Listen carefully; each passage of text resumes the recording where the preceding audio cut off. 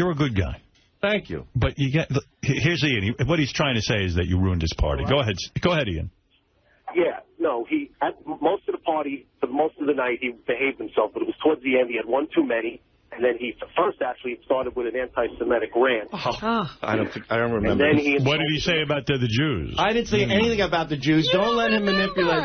I do remember. I was praising the Jews, and they took it as an offensive thing. What did he say? I don't know exactly what he said, but he was going on for 5-10 minutes about that, and then he insulted my friend. A friend's wife who was from South America. He wanted her to get him kilos of drugs or something. So he did that. Well, yeah, that's true. I forgot about that. She looked Cuban, so... Sal, you know what it is, honestly. I had too much No, it has nothing to do with the alcohol. It's just that, like, you just don't have a filter. Like, you don't, I think you think you're being charming, but also I think it's really hard for you to be at a party and be well-behaved. Do you not like going to parties? And sort of be... I really don't. I don't like the people. I like one or two people. But what it is, though, actually, you don't like being sort of one of the people. He doesn't like being regular. Yeah, I'm bored. You want to be a star. You want to be the guy everyone talks about. You want everyone focused on you. It was like a tantrum, and you're throwing a babyish tantrum. You invited Don Rickles to the party. Yeah, right. He was looking for Don Rickles. And Don Rickles doesn't act like that at a party. Right. But you know, you realize, though, when you think you're saying stuff positive about the Jews, it's clear that you think about them all the time, and it comes off as anti-Semitic. And you're anti-Semitic. I mean, you're totally consumed with everything Jewish. I live around... Basically, that he believes all the stereotypes, and he gets to the party, and he goes, you know, it's not like you're all cheap. Hey, try to rise above. I don't go for the cheap Jew joke. I know you had like a really rough upbringing, and I empathize and sympathize with you. But the fact of the matter is, try to rise above it. I am trying. Try to get some enlightenment. I'm mingling with the Jews now. I mean, I'm getting up there. What's a positive thing you said about the Jews? You said it was all positive. I want to hear the positive stuff. I say the Jews are the opposite of the minority. When they step into a neighborhood, the value goes up. I mean, that's something that... But it's true. No, but Sal, I mean, you know what I'm saying? Go to a Jewish neighborhood, and why are you so consumed with thinking about them? They are the Viagra of real estate. You know, you get a Jew into a good neighborhood, and boom, everything flourishes. It's like the rainbows come out. They're clean. They're, you know. Wow. And, you know, but I'm not saying that other people aren't. But you are. But that's something I appreciate. Give us a dirty minority. Who isn't clean? Nobody. Italian. I grew up with Italian people. I feel Italian. No, I know you're going right to the blacks, Robin. I'm not saying that. But I unfortunately... Blacks and the Hispanics. But that's because they didn't get a fair shake in life. All right, go ahead. Go back there. Make some fun. I'm not going to make any racist remarks. Yeah. Because I don't believe that. I got the whole picture. Thank you. Howard, I should have followed your example when you didn't invite Sal to your wedding last year. Absolutely. I didn't want a guy whipping his dick out, pissing into you know what I mean? You didn't mind me doing it at Jason's party, though. You begged me to put my balls in the pumpkin soup. You didn't do it? No, I didn't, because I was straight, you know. But you know, that would have been a good one. I have to. That would have gone down in Sal history. He doesn't want you ruining other people's parties. I go, come on, Sal, put your balls in the pumpkin soup. Make it happen. I was like his dancing bear that night. I did anything he wanted. All right, it was thank fun. you, Sal. But, I wish we had drawn jizz on Sal, you don't have to do it now, but for the next commercial, here's A-Rod on the cover of the Daily News. Draw jizz on A-Rod and bring it back in. Because I want to see what it looks like. Why you want to know how to draw jizz? On A-Rod. Why does it bother me so much that, like, A-Rod's going out with Kate Hudson and, like, Goldie Hawn and Kurt Russell are at the game? And it's like the whole family's because now. Because these are shallow broads that don't have any ability to love somebody for who they are. They just see a guy swinging a bat who's good-looking, who's popular, and they want to suck his cock. There's nothing else behind it. Is that why it bothers me? Yes, it does. Thank you.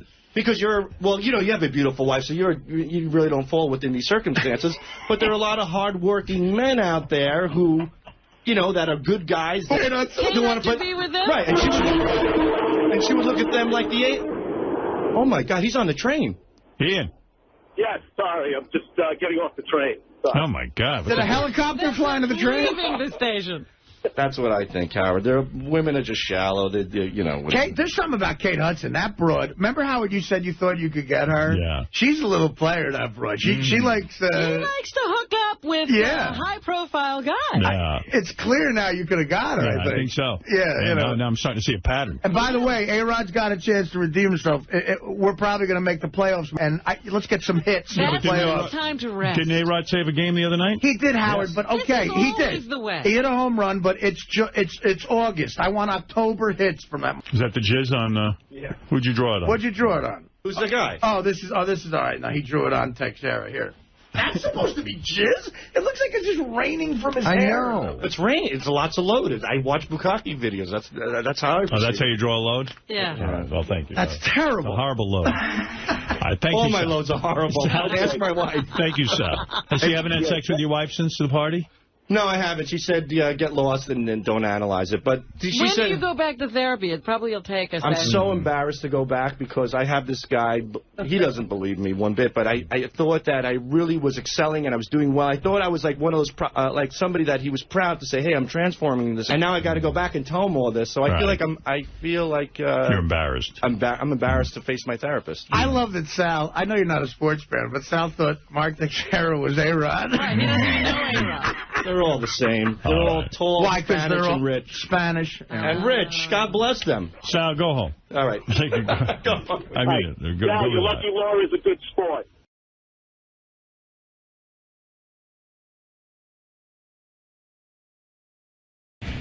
Richard had on Flowers Tushy. Flowers Tushy? Who named her? That's funny.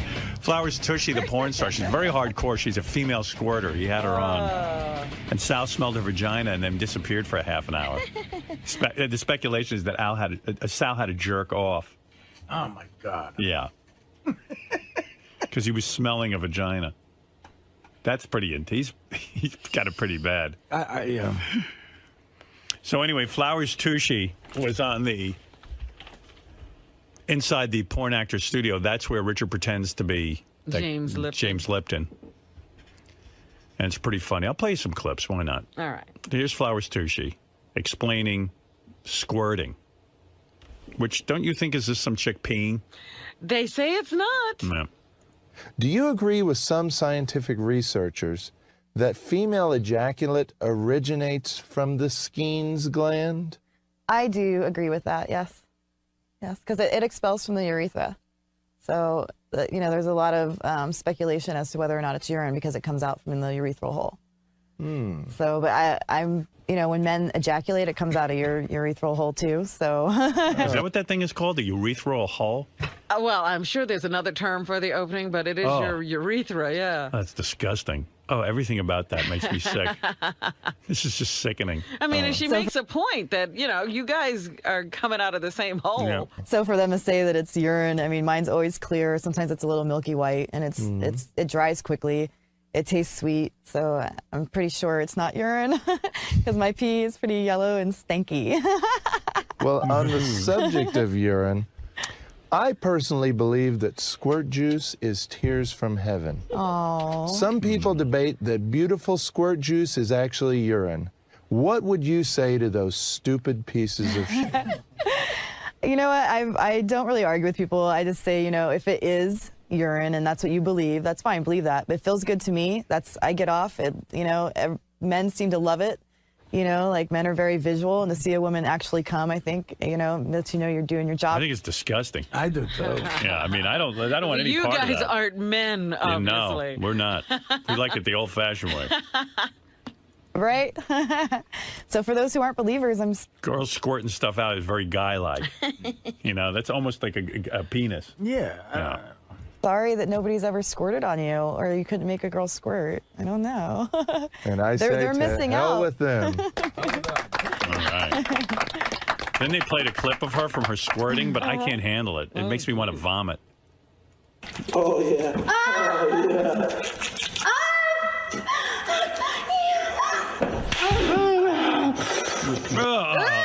Oh, I'm going to throw up. Yeah, me too. What the f was that? That was her drinking her own...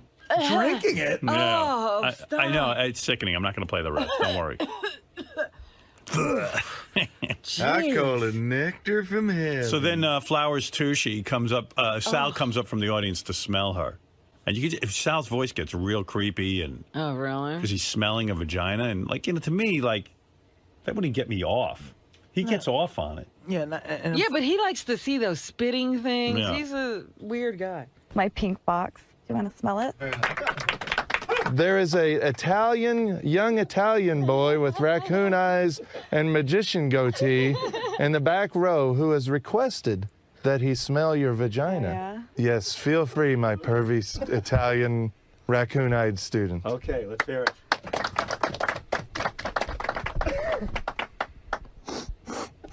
Describe what you're smelling, student. It's like an Irish Spring commercial. It's perfect. It's like fruity, flowery. How is it? It's like the fresh outdoors. Oh my it really God! Is. Combination of sweet flesh, blades of grass, ocean water. Now, does this excite you, this young Italian man between your legs, smelling and sniffing? Yes, he does. He's got a nice big nose, too. Thank you. I think I could use that nose. Great job. Great job. Flowers Tushy. I can't eat or drink anything. Right Wait, you want to be even more grossed out? Yeah. The guys just told me that she had told the producers of the show that not an hour before she had saw the guy and had not showered. Oh, my goodness. And Sal liked it. He gets off on the oddest stuff, Yeah. man.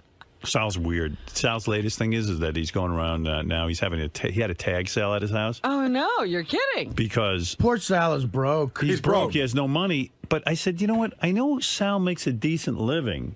I'm not saying he's wealthy, but he makes a decent living between his stand-up and what he makes here. What's going on with him? And then you find out he's broke, but he went to the Seinfeld concert last night for $200 a ticket. He also complains, like, he'll tell me, like, oh, we're broke, and then he'll tell me that his wife bought a $1,400 handbag. Yeah. Well, of course he's broke. Yes, that's how you get broke. But you got to hear about his tag sale, Howard. It's really funny. Should I have him come in? What do you mean it's funny? Well, What's funny about it? He's broke. He's got no money. So now Right. he's What are they selling? Kids' toys, anything. Like they're selling the children's toys that they don't need anymore. Anything in the house, because he said. So how much did he make at the tag You know, sale? I don't know how much he made, but he told me a black guy drives up to his house. So he tells his wife, "You go over because blacks like hot blondes, and you could sell them anything." Right. So I guess the guy's looking around, and you know, I told that story about when my mom had a tag sale. People come. And no matter what you have something priced at, if you were giving away a Cadillac for $1, somebody say, "Can I have it for 50 cents?" Right. You know what I mean? Right. So Sal said he's got one of his kids' books there. You know, you push the button, it makes sounds, everything, and it says $1 on it. So the black guy says, "How much?" And Sal goes, "Well, it says $1." And the guy goes, "Would you take a quarter?" So Sal goes, "Okay." So the guy goes into his pocket. Okay. He goes into his pocket, and he goes, "You know what? Don't have a quarter." Oh, my God. He goes, "Can I just have it?" So Sal's totally intimidated by him now, and he goes, "Sure, take it." Guy throws it in his car. Sal figures he's gone. He's out of my house. It's fine. The black guy left. Yeah. Throws it in his car, doubles on back to the tag sale, and he goes, "Got anything else for free?" Oh, my God. So Sal's now so intimidated by the black guy that he picks up a huge box of children's toys. He goes, "You got kids?" The guy goes, "Yeah." Sal carries it to the guy's car. I put it in his trunk. And I shut the trunk. And I said, "God bless you and your children. Have a good day." Because you're afraid of a black guy? He looked like Seal without the money. You know, Right. he was big. He was, you know, and he was dark. And He was I'm not big saying and dark? Yeah. And he had scars. And if they have scars, you know. Oh, my God. You know, it ain't from They have scars? You know, it ain't from falling off a skateboard. So, but So you just emptied out your house Yeah, and why gave it didn't to you the black just guy? give him your house? yeah, and then and after all that, my wife has the audacity to say, "What the did you give him a free What do bin you mean of?" the audacity? Of course. What, Sal- I said, he knows where we live. He just saw you. You're a hot blonde. He knows our house. He knows our. We don't want him to stab us. Get him out of here. I mean, I was just playing. I'm telling you, I'm not. Yeah, but Sal, he was Sal, intimidated. you're so He had an fucking racially No. Hold on. Sal told me that when the guy said, "Do you have anything else for free?" he wasn't sure if the guy wanted to know if you had anything else for free or if that meant give me your stuff. Right. What do No. you mean you don't know? Dude, okay. There's two ways of saying anything for free. Hey, you have anything for free? Right. Or got anything else for free? What's the difference? What does it mean? Yeah, I don't hear a difference. There's only one way to say no, though. Well, he's going to be back because you're a pushover. He knows Exactly. That's he wants. what would you think? You're an idiot. Maybe we should dump this for the replay. What's going to stop him from coming in your house at 3 a.m. and going anything else for free? Now? Right. My wife, take her. She's free. That ain't free. She's free to go. You look at all black people like the rabid wild No, animals. not at all. There were other black people that came and went respectively. No, there were old. Respectively. Respectively? Yeah, there were old white people who came and left. Right. Give them anything for free. Let me tell you, you want to find the next whack packer, just have a garage sale. The most degenerate So how much money did you make on the welfare garage recipients. Usually the guy throwing the garage sales the next whack pack. What'd you make? $140. And you spent $200 on the Seinfeld concert. I spent that 3 months ago on Wow. Seinfeld. What's going on with you? Are you? I really feel bad for Sal. I do. You know, I lost, like I said, I lost about $225,000 in the stock market on margin, and then I had other bills, and I'm paying them off. I'm not doing that bad. It's just that we're kind of behind. You're behind the 8 ball. I was banking on some money, which thank you very much. Artie generously paid me, but it just came a little later than I thought. It had nothing to do with him, so I bounced about $400 in checks before Artie's check even got to my house. See, but I feel you're bad living about so low to the ground that $400 isn't even in your bank account. There's nothing in my zero. Yeah, it's in my checking because my checking account is a negative equity. But Sal, didn't you tell me that you just went on a vacation like within the last Big year? mistake, yeah. And you spent $7,000? Big mistake. You just spent $7,000 on a vacation. I mean, when why did you do that? Hey, by the way, can I tell you? I don't know if we ever talked about this on the air, Howard. The vacation. Did we talk about this, Sal? No, the vacation breakfast? in Florida. He was so broke on the vacation in Florida that at one point in Miami, he had to take the family around in a bus. They got on like the public bus. Yeah. Because he couldn't get anywhere. But he said that they went to breakfast. Gave the guy his credit card. Him and the family leave at the hotel. You know how the hotel gives you your own card? Right. So now you're in the clear. Yeah. You know, I got the card. We can do whatever we want. Yeah. So I go down, I have breakfast with the kids, and there's like a little Filipino man, really nice man serving us. And, you know, we eat and everything. I give him the card. I sign my name, close the book, walk out. I'm in the middle of the lobby, and all of a sudden this little Filipino comes running and goes, "Your card's no good, no good." I go, "What do you mean?" I go, "I'm at the hotel." He goes, No, canceled, no good." And now I'm like, oh, I'm so embarrassed. I'm in front of people and stuff. So I go, relax. I'm not a thief. I go, I have money. I'm going to go to the ATM. The little bastard follows me to the ATM with his apron on and his arms crossed. I put the card in, no money in the account. What do you do? I call my wife upstairs from my cell phone. I start ripping the shit out of her. Right. And she's Why saying is that there no money in there? because again, she moved money. She moved the money out of a savings account into the checking account, which was negative equity again, and the bank froze the account. Negative equity. Jesus, my whole fucking life. I Everything love all these financial negative. He has no money. He's negative equity. You see, I found. Negative equity. I found. Do you know what equity is, Sal? What is Of course equity? it is. What is equity? Equity is it's cash, it's securities, it's anything that's tangible. It's to cash. It's equity. But but in the account, the term that they use is your negative equity. If you're overdrawn is what you are. Exactly. You're broke. Exactly. I'm broke. Negative equity. No, but Hey, look, Ma, we've got negative equity. So now I don't. You knucklehead. Negative equity. I don't know what to do, so I have to call my mother-in-law, and she has to wire money over. That's a fun conversation. While you're having the Filipino guy still stand at your elbow with I love his that arm. Sal's job was managing people's money. Right. Then on top of everything else, my buddy Jerry shows up at this hotel, who I used to be in Wall Street with. He's a big shot, and I used to be pretty good. He's got his kids. He goes, "You going to the Sea Aquarium?" I go, "Yeah." He goes, "Yeah, I just rented the new Range Rover. We're going to take the kids wine shopping. What else?" And I'm like, this guy's going to ask me to chip in for gas. That I don't want him to know. I'm broke right now in Miami with negative equity. So I go up to the concierge and I ask him where the bus is. We walk for about 1.5 miles to get on the bus, which is interesting minorities on that thing. Interesting. We get on the bus. You know what, Sal? What you're finding out is what you have to be exposed to when you don't have money. Well, it's fine. Other but people. I tell Jerry that I don't want to jump in the Range Rover. I go, "We're getting a town car, Right. Yeah, right. So we get in this beat bus. All of a sudden, I see Jerry. He comes back. I don't know where he was. He's unloading the car. He's got a bunch of stuff. And we pull up Oh, no. The bus. Do most of your friends ask you to chip in for gas whenever they give you a ride? Yeah, absolutely. Except for John Hine.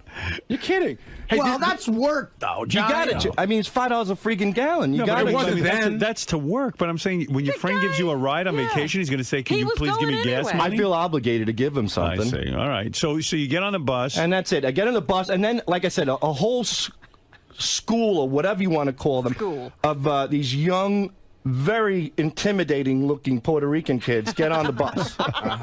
So I'm sitting there, and my 3 kids are sitting on the chairs, and you think you were taking them into a Scared Straight episode or something. Right.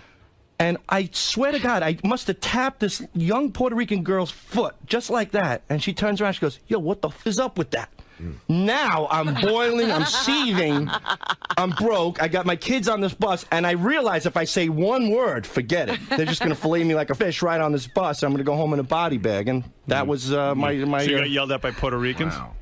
No, not Puerto Ricans. A young Puerto Rican girl. They can get a little feisty, so she was feisty. And let me tell you something. I sympathize with them. If I drove that bus every day, I'd probably be just as nasty and angry as they are. Sounds like it would have been a lot more fun to stay at home and save $70,000. It was, and then I lost less money, so now I go home and I have no fun. Yeah, well, when you have negative equity, don't spend $7,000 on a vacation and don't spend $200 on Seinfeld tickets. Can you imagine the mother-in-law who's getting the call that they're down in Florida on a vacation and they don't have any money and she's got to wire it to them? So embarrassing. You're like a migrant worker. No, I felt bad because Sal worked for me at Westbury Music Fair, and, you know, I told him, okay, the check will be there in a couple of days, but it's, and again, this is my, I don't know if it's arrogance or whatever, you just don't assume that it's needed. The people that we work with. You did him a favor because he'd only spend it anyway. But I don't. I feel bad that you bounce checks because of that. I mean, well, it's not your fault. But I want to give you the money for the fine at the. No. I never. I don't need it. I really don't. I mean, I'll get ahead eventually. Because you get fined if you bounce checks, and I mean, you don't want to start bouncing. But Howard, there's something going on. Even as far behind as he is, I don't know why. I mean, he's been here for 2.5 years. He's working every weekend. He said something really funny to me yesterday. He goes, "Maybe I ought to take the finances over for my wife. You think I should take that over?" I'm like, well, you might want to take a peek at it. Why don't you take a peek at it? He's right. I said, "Do you have a private account going on?" Because I'm getting a little paranoid. I'm thinking she's building a little nest egg on the side. As soon as it gets big enough, she's like, "Hasta luego." All right. But I don't know. Hasta la vista. No, luego's another one. Too. Yeah, you can say hasta luego. I don't trust anything he says. But I really don't. But things are, things are going good with the wife now. All right. Now that I'm broke, that's probably why she's so happy. She's probably got to the level she needs to be in that private account. No, I don't know. I'm sorry. It's depressing. But Colin Quinn opened up for Jerry. He did an awesome job. Yeah, and how was Jerry? I was not that impressed. He's good, but a lot of recycled stuff, It's like he takes his old material, and it's the same premise, and just adds new jokes to it. It really wasn't that impressive. All right, Sal. Well, Sal, big stand-up comic himself. Hey, one last thing, Howard. And critic, right. One last thing. Sal was in the elevator last night complaining. The show was at the WAMU Theater downtown, and he was complaining about the Indian tribe that, the WAMUs that owned the theater. I didn't know. I go to HSBC. I didn't know WAMU is Washington Mutual. So I'm in the elevator. So you thought it was an Indian? I thought it was like the Indian casinos, the reservations. So the WAMU Theater. Right. So I'm in the elevator with Ross and 5 strangers last night, and he goes, "Where are you going?" I go, "I'm going to see Seinfeld at the WAMU Theater." I go, "These Indians, they own the reservations, the casinos. Now they're buying Madison Square Garden." So he turns around and goes, "Are you kidding me?" I go, "No, I'm not." He goes, "No, are you kidding me with the Indians?" He goes, "WAMU is Washington Mutual, you idiot." And all these strangers just start Everywhere laughing. you go, you're an idiot. Yeah. I tell you, you're goofed on constantly. You don't. You seem like you got it together, but you really don't. I think I got it together. All right. Maybe I should stop thinking. What's the name of the name of the theater at the Garden now? Is the WAMU Theater? The old Paramount is now the WAMU, but it sounds like an Indian. It used to be the Felt Forum. Right. Yeah. And then it was the Paramount, right? Right. Mike, you're on the air. Yeah, Howard, I just want to know how much negative equity do I need to have to survive in life? How much negative equity what? Do you need How much negative equity can I have in order to live? Yeah, how much negative equity should you carry is what the guy's saying. I don't know, but I'll tell you this much. Negative equity. If you're at negative equity, you could cut checks at grocery stores. So, like, when we're at negative equity, I'll go to BJ's and buy groceries, and then. Oh my God! No, but then I pay. You ought to write a book, How to Get By on Negative Equity. So you're the guy who writes a check at the supermarket. That is the most embarrassing. And my wife's got the gayest checks, like with balloons and ducks on them, and I'm the ass. Usually, it's some old lady on welfare holding everybody your own up. checks. Why? What am I going to write a check to? I'm negative equity. But I mean, if you got balloons and ducks on invisible checks. Yeah, so I'm the at ShopRite writing a check. And then some guy asked me for a picture, and he asked the cashier to take a picture of me while I'm taking a check in my pants. That when she puts it through the register, a red alert will come across. See, you know what? You see, Sal, you're getting into that dangerous area where you're going to be somewhat famous and broke. I am. Oh, yeah. He's already in that area. He's arrived. He's definitely got the broke thing going, and he's almost up to somewhat famous. Well, he's definitely somewhat famous. He is just about to arrive. All right. Thank you very much. So, Sal, with all of your stories of financial hardship, there was one theme that ran throughout the entire segment, that every person you mentioned, you talked about their race. It was the Puerto Rican girl. It just happened to be that way. The Filipino guy. The scary black guy that looked like a seal without money. Well, you have to explain who these people are. You have to paint a picture. It's radio. There's no visuals. Right, but it seemed like every time you associate something negative, it was something negative going on, that you talked about the race. Right. You don't see that you're fearful of other races and cultures? I'm not fearful. I'm making people aware of the people I interact with. But you used words like they're scary. Well, they are. I mean, wait a minute, no. There are certain people, white or black, that can come off scary. That would happen to be a scary African American. I could definitely bump into a scary Caucasian. If a scary Caucasian was at my house, I would have said it was a scary Caucasian. I didn't drive up to my house. He did. I'm not the one with the scary demeanor and attitude. He was. Do you know what I'm trying to say? But as far as the waiter in the Miami hotel, why even go as far as to mention that he was Filipino? It's cute. I said, very nice Filipino man. You know, it makes people realize that Filipinos are working. You know what I mean? It's nice. It's like giving them it's like a shout out to the Filipinos. Good people. They're good. I mean, now I'm saying something good, and still, you're probably still accusing me of stereotyping somebody. Hi there, fellow horny pervs. If you enjoyed those clips with the salacious and beautiful Flower Tushy, then make sure you tune in soon, because coming soon to Howard TV is the full Inside the Porn Actor Studio with Flower Tushy.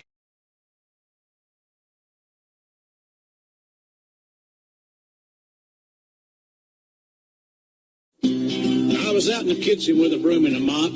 I was listening to Shop and Swap. I thought I'd turn the volume up and get me a deal.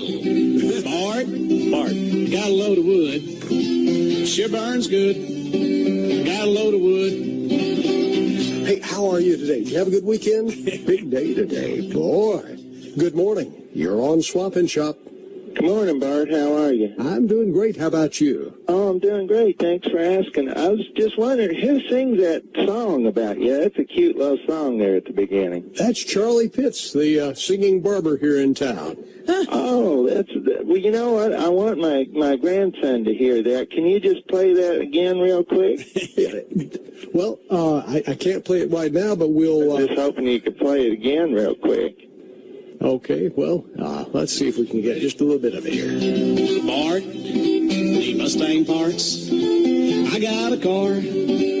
Car won't start. There you go, just a little taste of Charlie there. Why'd you stop it? We'll get more of it maybe tomorrow. Go ahead and play the rest, pretty please. Can you play more of the song? It had to be his Charlie fix for the day. It is a neat song. It really is. Good morning. You're on Swap and Shop. How are you today? Good morning, Bart. Good morning. I have to agree with that old lady. That is a great song. I tell you, it is amazing how people have remembered it over the years. Bart, if you don't mind, I'd like to take a crack at that song. Okay. Okay. Bart, I got a ball from Tom Seaver. It smells like fish because it was stuck in my wife's beaver. Okay. Good morning. You're on Swap and Shop. Bart? Yes? I got something for sale. Okay. I got a washing machine and a garbage pail. Oh, fantastic. And we have some folks playing games with us today. They think it's funny to have our lines all tied up now. And you'll beat them to their little game there. Good morning. How are you today? Mark. Hey. Please play that song, because when I hear your name, I stroke my slump. You're continuing to call, and we're going to continue to hang up on you. You go out and play in the traffic. Good morning. You're on Swap and Shop. Hello, Bart. Well, good morning. How are you today? I'm selling seeds for your lawn. Seeds for my lawn. And an old butt plug. Selling what did you say? With a bunch of gay porn.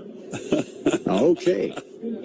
That is our Sirius friend. They're calling in from Sirius Satellite. I'm not sure why. Good morning. You're on Swap and Shop. Bart? Yes, sir. You got a deal you can't miss. I'm selling my grandpa's pants because they smell like piss. Wow. I tell you, I thought that was a real surprise. Boy.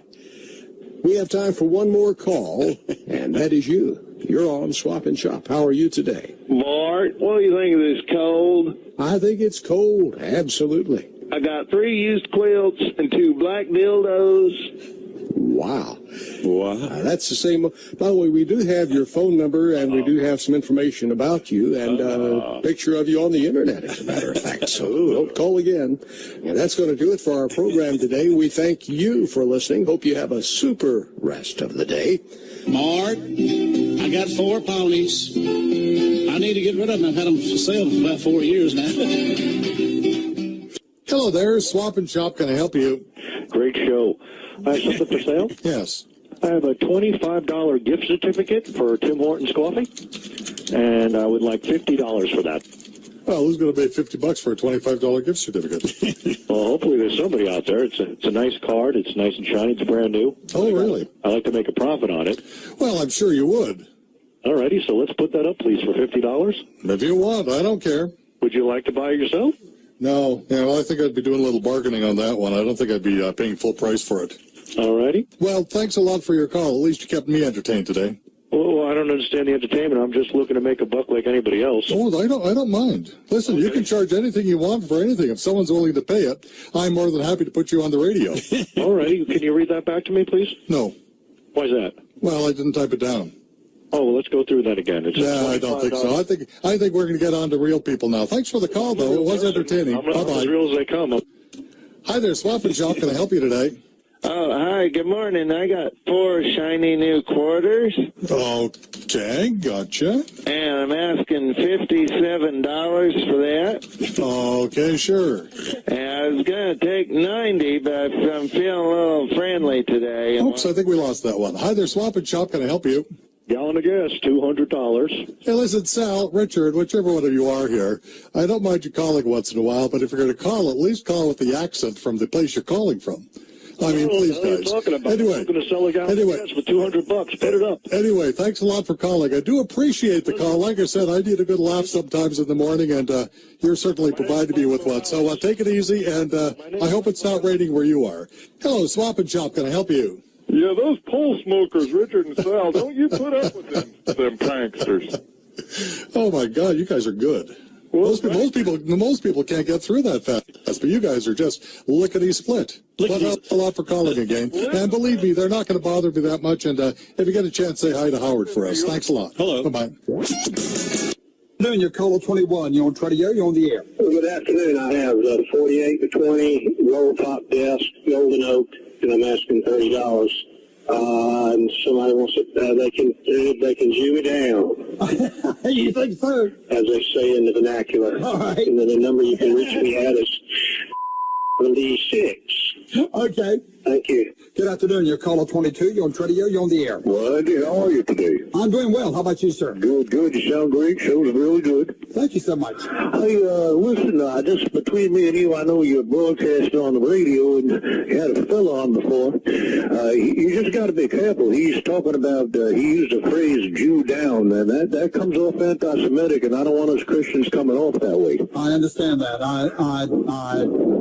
I'm sorry that happened. Man, tell him we love the Jews. We watch Seinfeld and eat bagels every morning. I got it, Ethel. Yeah, well, you know, I think his item should be removed because we don't... We drink that Jew wine, Manischewitz, Fred, tell him. That's right. We drink Jew wine, Manischewitz, and us Christians don't believe in condemning the Jews like that, you know, and I'm not saying that fella did that, but Jewing down somebody, that's disgraceful. Tell him about Morty Goldberg, our Jewish accountant. We love him. He's a wonderful accountant, Jewish fella.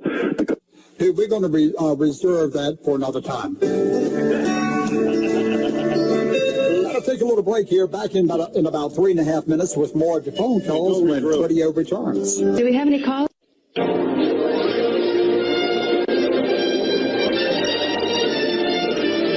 the Trading Post returns.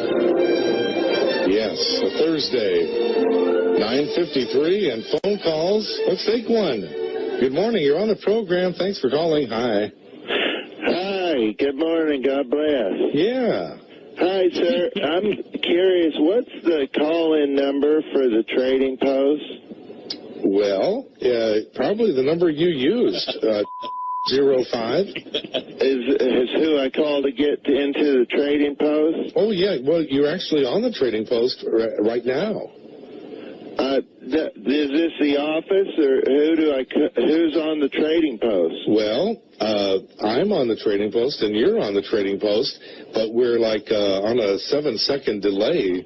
So if you're listening to the radio, you can't hear it. But well, my grandson told me to ask for the number to the Trading Post. Oh, I see. Well, if you want the right number, it is 05. Oh, so I can just hang up and call. It's on the air now, right? You're on the air now. You are on the radio worldwide. That's what I wanted to call and ask about some computer items. So how much longer is the show on so I can call? I mean, people are listening to us talk. Who? In your office? All over the whole county and across the globe on the World Wide Web. Right now? Well, yes. Oh, my goodness, Lord. Yeah. Wow, I didn't know I was on the radio now. You certainly are, yeah. You certainly are, you nitwit. I mean, when is he going to get aggravated? Well, now I'm going to be nervous. All right. Well, okay, let's what's going on? What have you got, or what are you looking for? Oh, well, thank you. Good morning. Hello. Let's start over again. Good morning. You were on the Trading Post. Okay. Wonderful. A gentleman had some computer stuff that my grandson was curious about. Oh, sure. Yeah, he had that GameCube. He had the laptop. He had a desktop computer. Is that what you're talking about? Yeah. What were the items? Hold on. I got to write them down for him now. All right. Here we go then. If you're ready for it. I'm ready when you are. Computer, a desktop computer, a laptop computer, a GameCube. Oh, slow down. I'm sorry. I can't write very fast. Well, just say computer stuff. Arthritis. You know, call him up and find out. Yeah. Well, he thought he had read it off on the radio. Yeah, well, you just call him and ask him yourself, yeah. Well, could you just read them items one more time? I'm sorry. Desktop computer. Oh, come on. We've got other callers. Is there anything? Yeah. Is there anything else? You know, we got other people waiting to get on. A laptop computer and a GameCube. You just have to remember that. Well, can you just hold on while I write those two down? Well, I can't because we have other things to do. Computer. Hey, thank you for the... And a Game Boy? GameCube. Okay. Oh, you're fading. You're fading. Yeah, I can't hear you. Oh, you're fading out. I'm sorry. Okay. Hey, thank you for the call. Okay, let's continue with the program. Good morning. Thank you for calling. You're on the Trading Post. Hi there. Hello. Yeah. How you doing? Pretty good. This is Phil. Well, I'm from Shale Farms. This is Phil Asio. Hi. And I got a bit of a problem here. Is this trading show program? Well, yeah. Yes, it is. Somebody at your office just gave an elderly woman my phone number somehow that's similar to your phone number. She keeps calling me up asking for computer arms, Game Boys, and whatnot. Oh, no. Okay. I got a business to run over here, and this lady keeps calling. I just don't know what the hell's going on. Well, I'm sorry about that. Sorry. That's all you got to say, you dumb jackass? Don't have a call. And anyway, Good morning. You're on the Trading Post. Thanks for calling. Hi. Hello? Fellatio? What? Whoa. Why you keep hanging up and cussing me? I just want to know about your Game Boy. We lost that call. That's too bad. And, of course, this is the last call of the show. Good morning. You're on the program. Hi. Yeah, you got to tell that old hag to stop calling me. You gave her the damn wrong number. What? I said you gave her the goddamn wrong number, you waterhead. This old bitch calls me one more time, I'm going to rip your dick off. Anyway, we'll be back with more Trading Post. Whoa. I love that. Well, good afternoon, and welcome into Tradio. And good afternoon, you're our first caller today on Tradio. You're on the air. How you doing, bud? Hey, Rick, how's it going? Well, good. I'm glad. Well, I could put the there, and but if anybody's interested in these, they can give me a call at 9. Now, what was this again, Rick? And you've got I've got the General, and I also have and anybody interested, they can give me a call at 9. Okay, now we and I've got for sale. Rick, gotta go. Okay, Rick, gotta go. You can reach me at 6. Thanks, Rick. Gotta go. Good afternoon. You're caller number 2. You're on Tradio. You're on the air. Hello, Mr. Sir. Hey, Rick, again. Somebody called me for one of those papers, and I lost the number. If you'll call me back, I'll get one to you. Okay, now, Rick, what is it you got for sale? I've got the papers that go with it. What are you talking about? And I've got for sale, and you reach me at 9. Okay, thanks, Rick. Good afternoon. You're caller 3. You're on Tradio. You're on the air. Andrew. Hey, Rick. I have not been on that radio station today.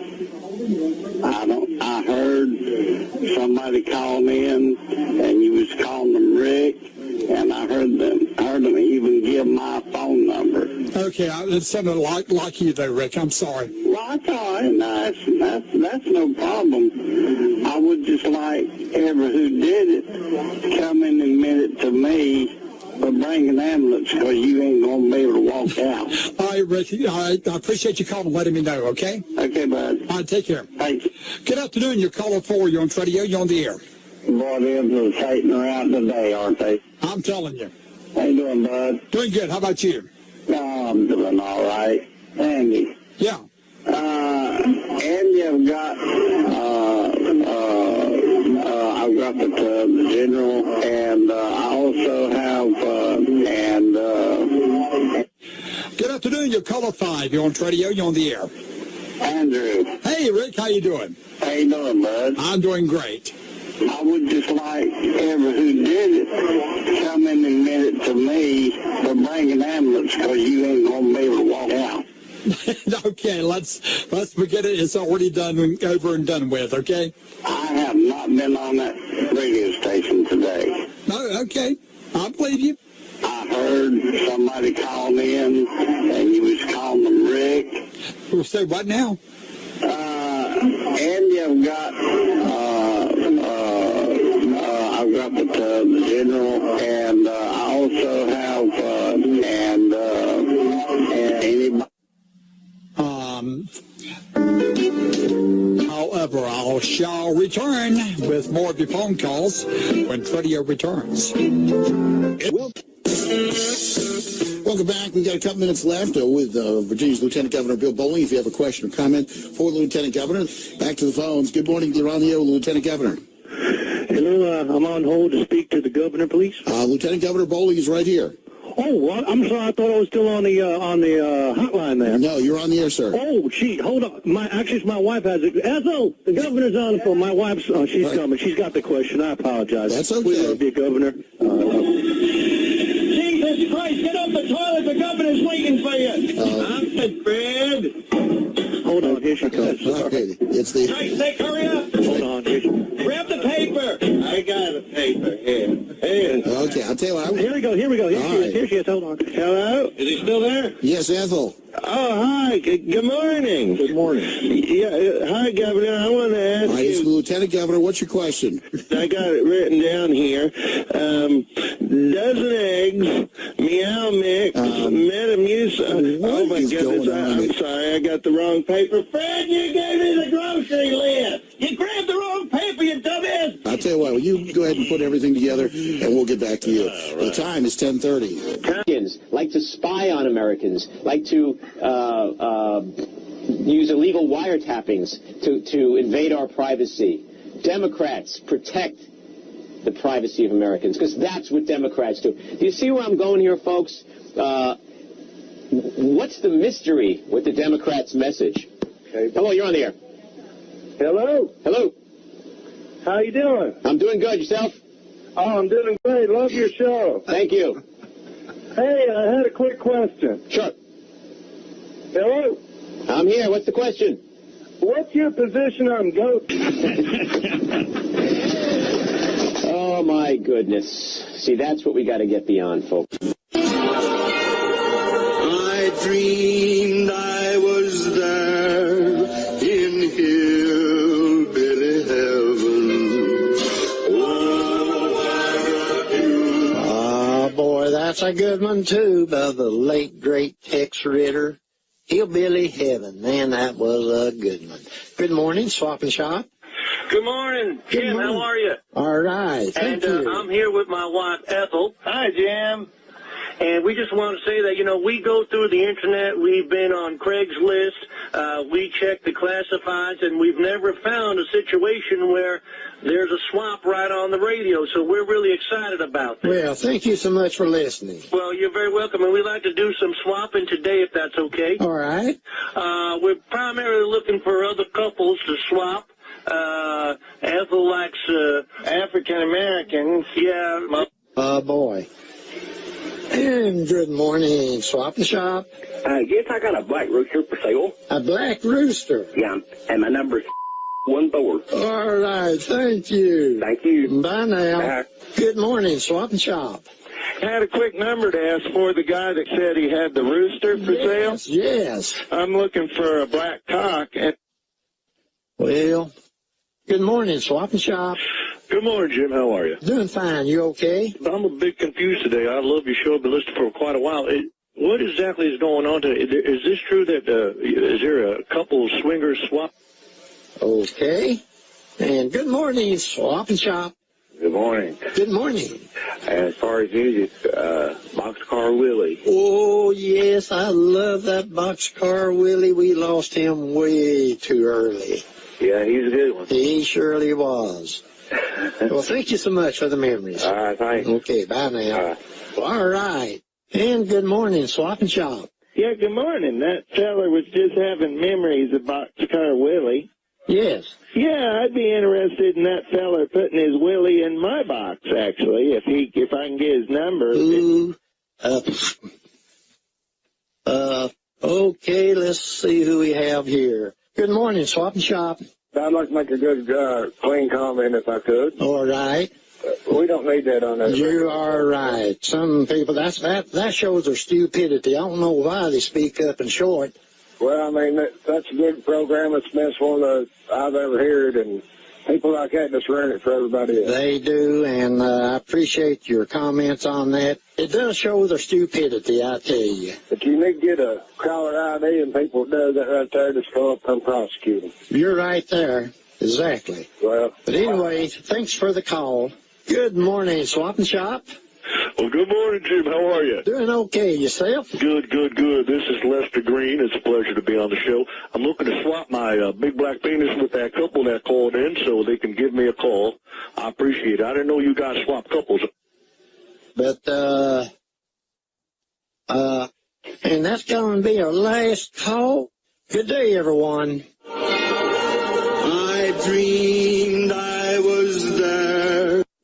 You're listening to the legendary Inspiration Station. Well, good afternoon, everyone, and welcome welcome into Tradio. And good afternoon, you're our first caller on Tradio. You're on the air. Hey, Andrew, how you doing, bud? Doing good. What you got? I have a Black & Decker 2-slice toaster. I really don't know the price. I got it as a gift, and I'll give you the serial number if anybody's listening, if they got a pen handy. Okay. It's 7 Z as in zebra, 5 again, 6 0 0, and then the letter P as in Peter, 2 4 3 1 1. W as in wagon. Okay, let's... He woke up. So hold off on the serial number until they call you, okay? Well, yeah, I'm almost done here. I just got 8009862. I just need your the price and the telephone number. Okay, and then G as in George. Sir, okay, this is 75. Okay, if they want to know, they'll call you. Now let me have your number and yeah, I'll finish the number like you said. It's 23, and it's LL. T is in Sir, I guess Tommy. That is enough. I need 7 8. I need your telephone number. The number, yeah. G is in George. Okay, that's enough. Good afternoon. You're caller number 2. You're on Tradio. You're on the air. Howdy, Andy. How you doing, sir? Jeez, that guy with the toaster sounded like one of those hippies who toasted his brain on grass. We won't go any further.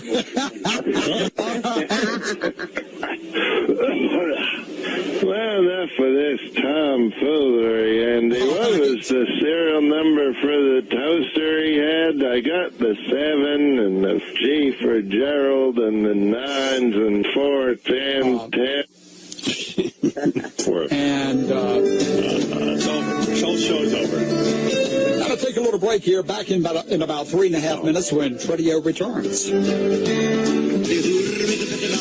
It is auction time already. Hey, well, all right, sir. Open the gate and let them out and walk them, boys. Here we come a lot number. And of course, always a favorite, Taco Tico gift certificate. That's a $30 gift certificate. We already have a lot of calls. Let's get to them. Radio auction. Yeah, hi, what's the opening bid on the Mike Morales underwear party tickets? Oh. Okay, you know what we're going to do? Here's my new rule. Call in, tell me your name. If I don't recognize your name or I don't believe you, I'm hanging up. New rule. Good. Radio auction. Yeah, Taco Tico, what's that at? 22, next bid's 24. It's a $30 value. I'll make it for 27. 27, who's this? Lee. What's your last name? Lee Canadis. Oh. Okay. Radio auction. $28 on the hemorrhoid massage, please. And, oops, hold on a second. Radio auction. Hey, JD Quick Burger, please. Okay, it's a $30 gift certificate. Do you want to start at 18? Oh, 18 will be perfect. Who's this? This is Drew. Drew Peanutsack. I do appreciate everybody's patience. Be sure and give me your first and last name right away, or guess what? I'm hanging up on you. Good for you. I'm just going to hang up. Good for you. Radio auction. Yeah, I'd like to bid $5 on the first person to turn in them 2 jerks to keep calling in. I'll raise it to $10. There we go. I'll throw in 20, and I'm pretty tight, so that's it. Yeah. Hey, guys, it ain't funny. I don't know who you are, but I bet somebody's going to turn you in. Uh-oh. Well, I appreciate it. And we do have... I'm sorry, Lisa. This is a bunch of crap. Hey, thanks, buddy. I appreciate it. Bye-bye. Lisa. Radio auction. Hi, this is Anita. I want to make a bid for Hometown Tires. Anita, what's your last name? Rim job? Guess what?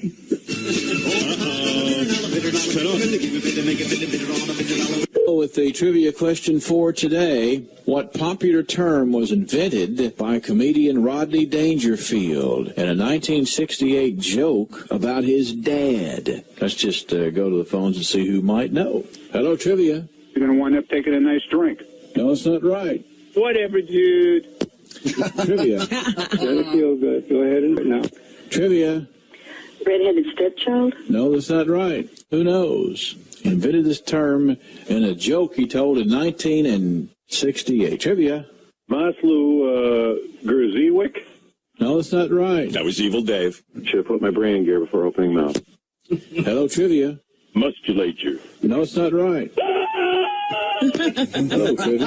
Who's in skim butts? Let's go to the phones. Hello, trivia. 4 inches is fine. No, it's not right. Asshole. Trivia. A workaholic. That's it. He said my dad was a workaholic. Every time he thought about work, he got... All right, we got that off. I got some very interesting stuff here. I got a flash. Hello? Yeah, you know how you're always asking for scientists and people to work for NASA to call in?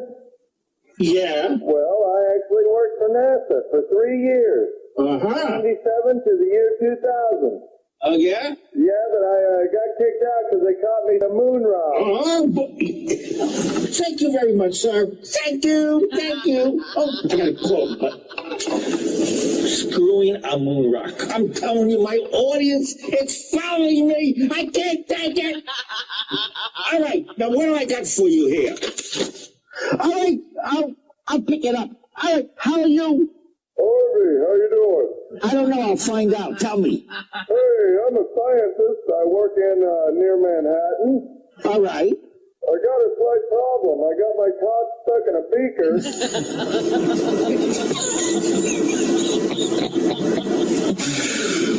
All right.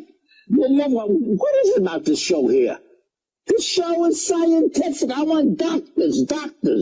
Are you a con? All right, the original Trading Post, good morning to you. We're sure glad to have you around this morning. Glad to have you on the phone. Good morning to you. The original Trading Post, yeah. How are you, sir? Am I on the air? Yeah. Oh, I'm sorry about that. Yeah, that's, did you have something for the Trading Post?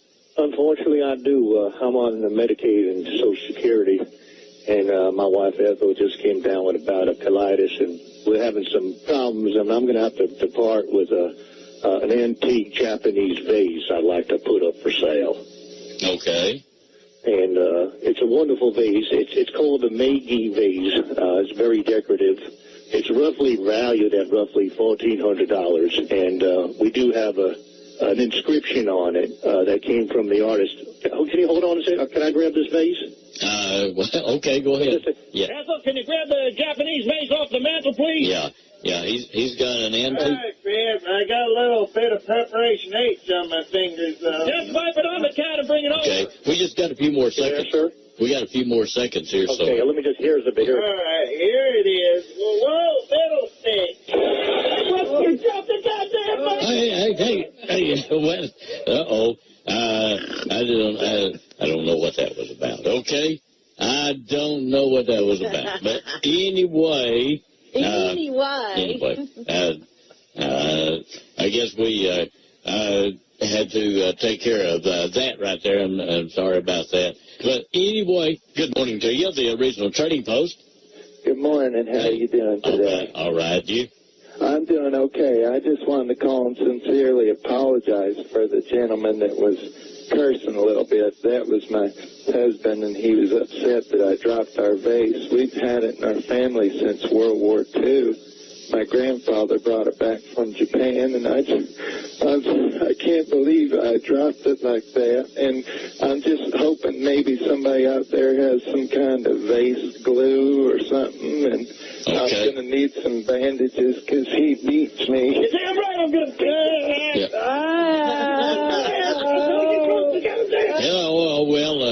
there is something going on here. Anyway, I'm not sure exactly what is happening, but anyway, we got. Well, let's see. I'm sorry, but I'm afraid that you may be going back to that or something.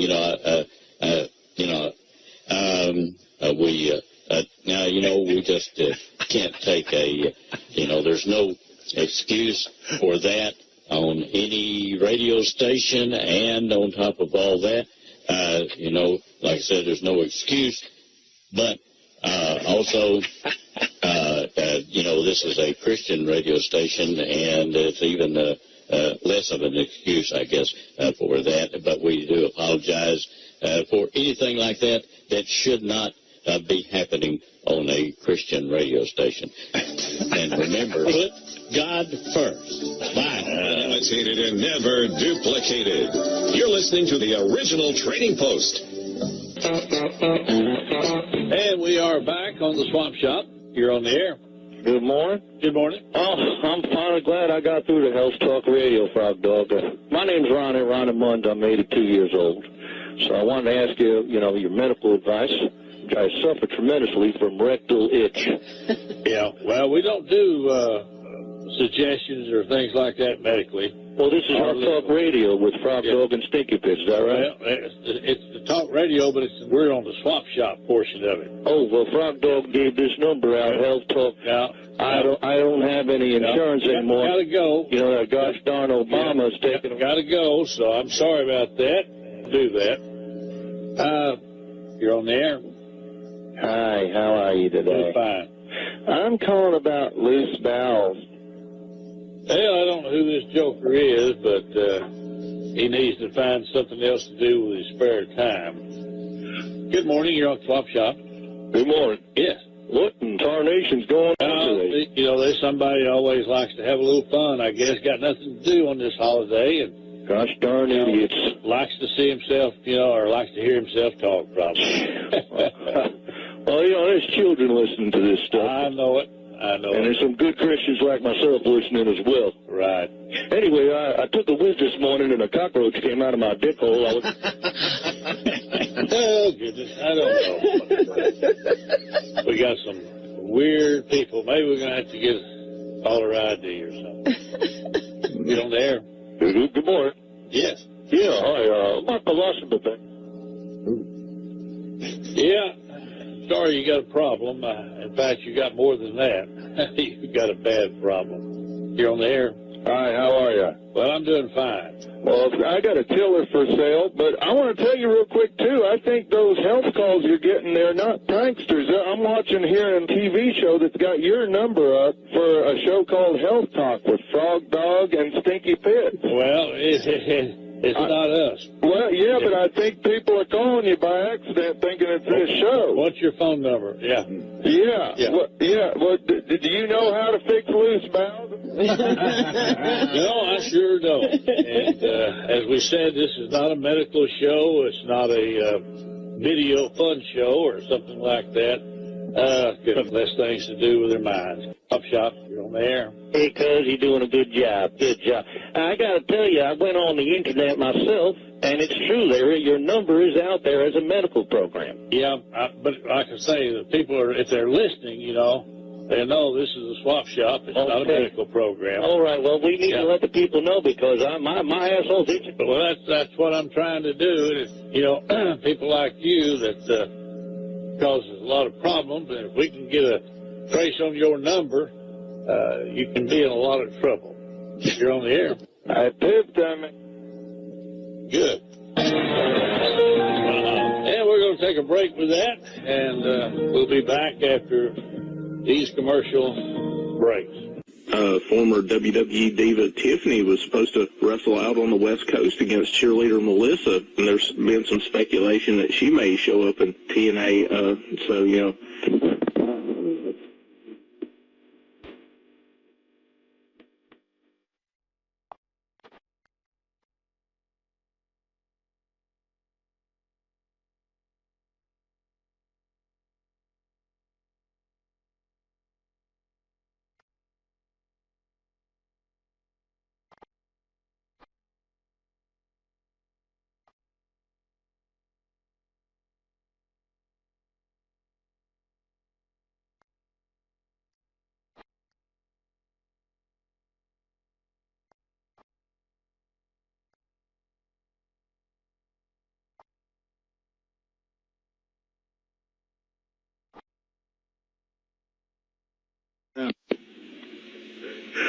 Yeah, sorry about that, guys.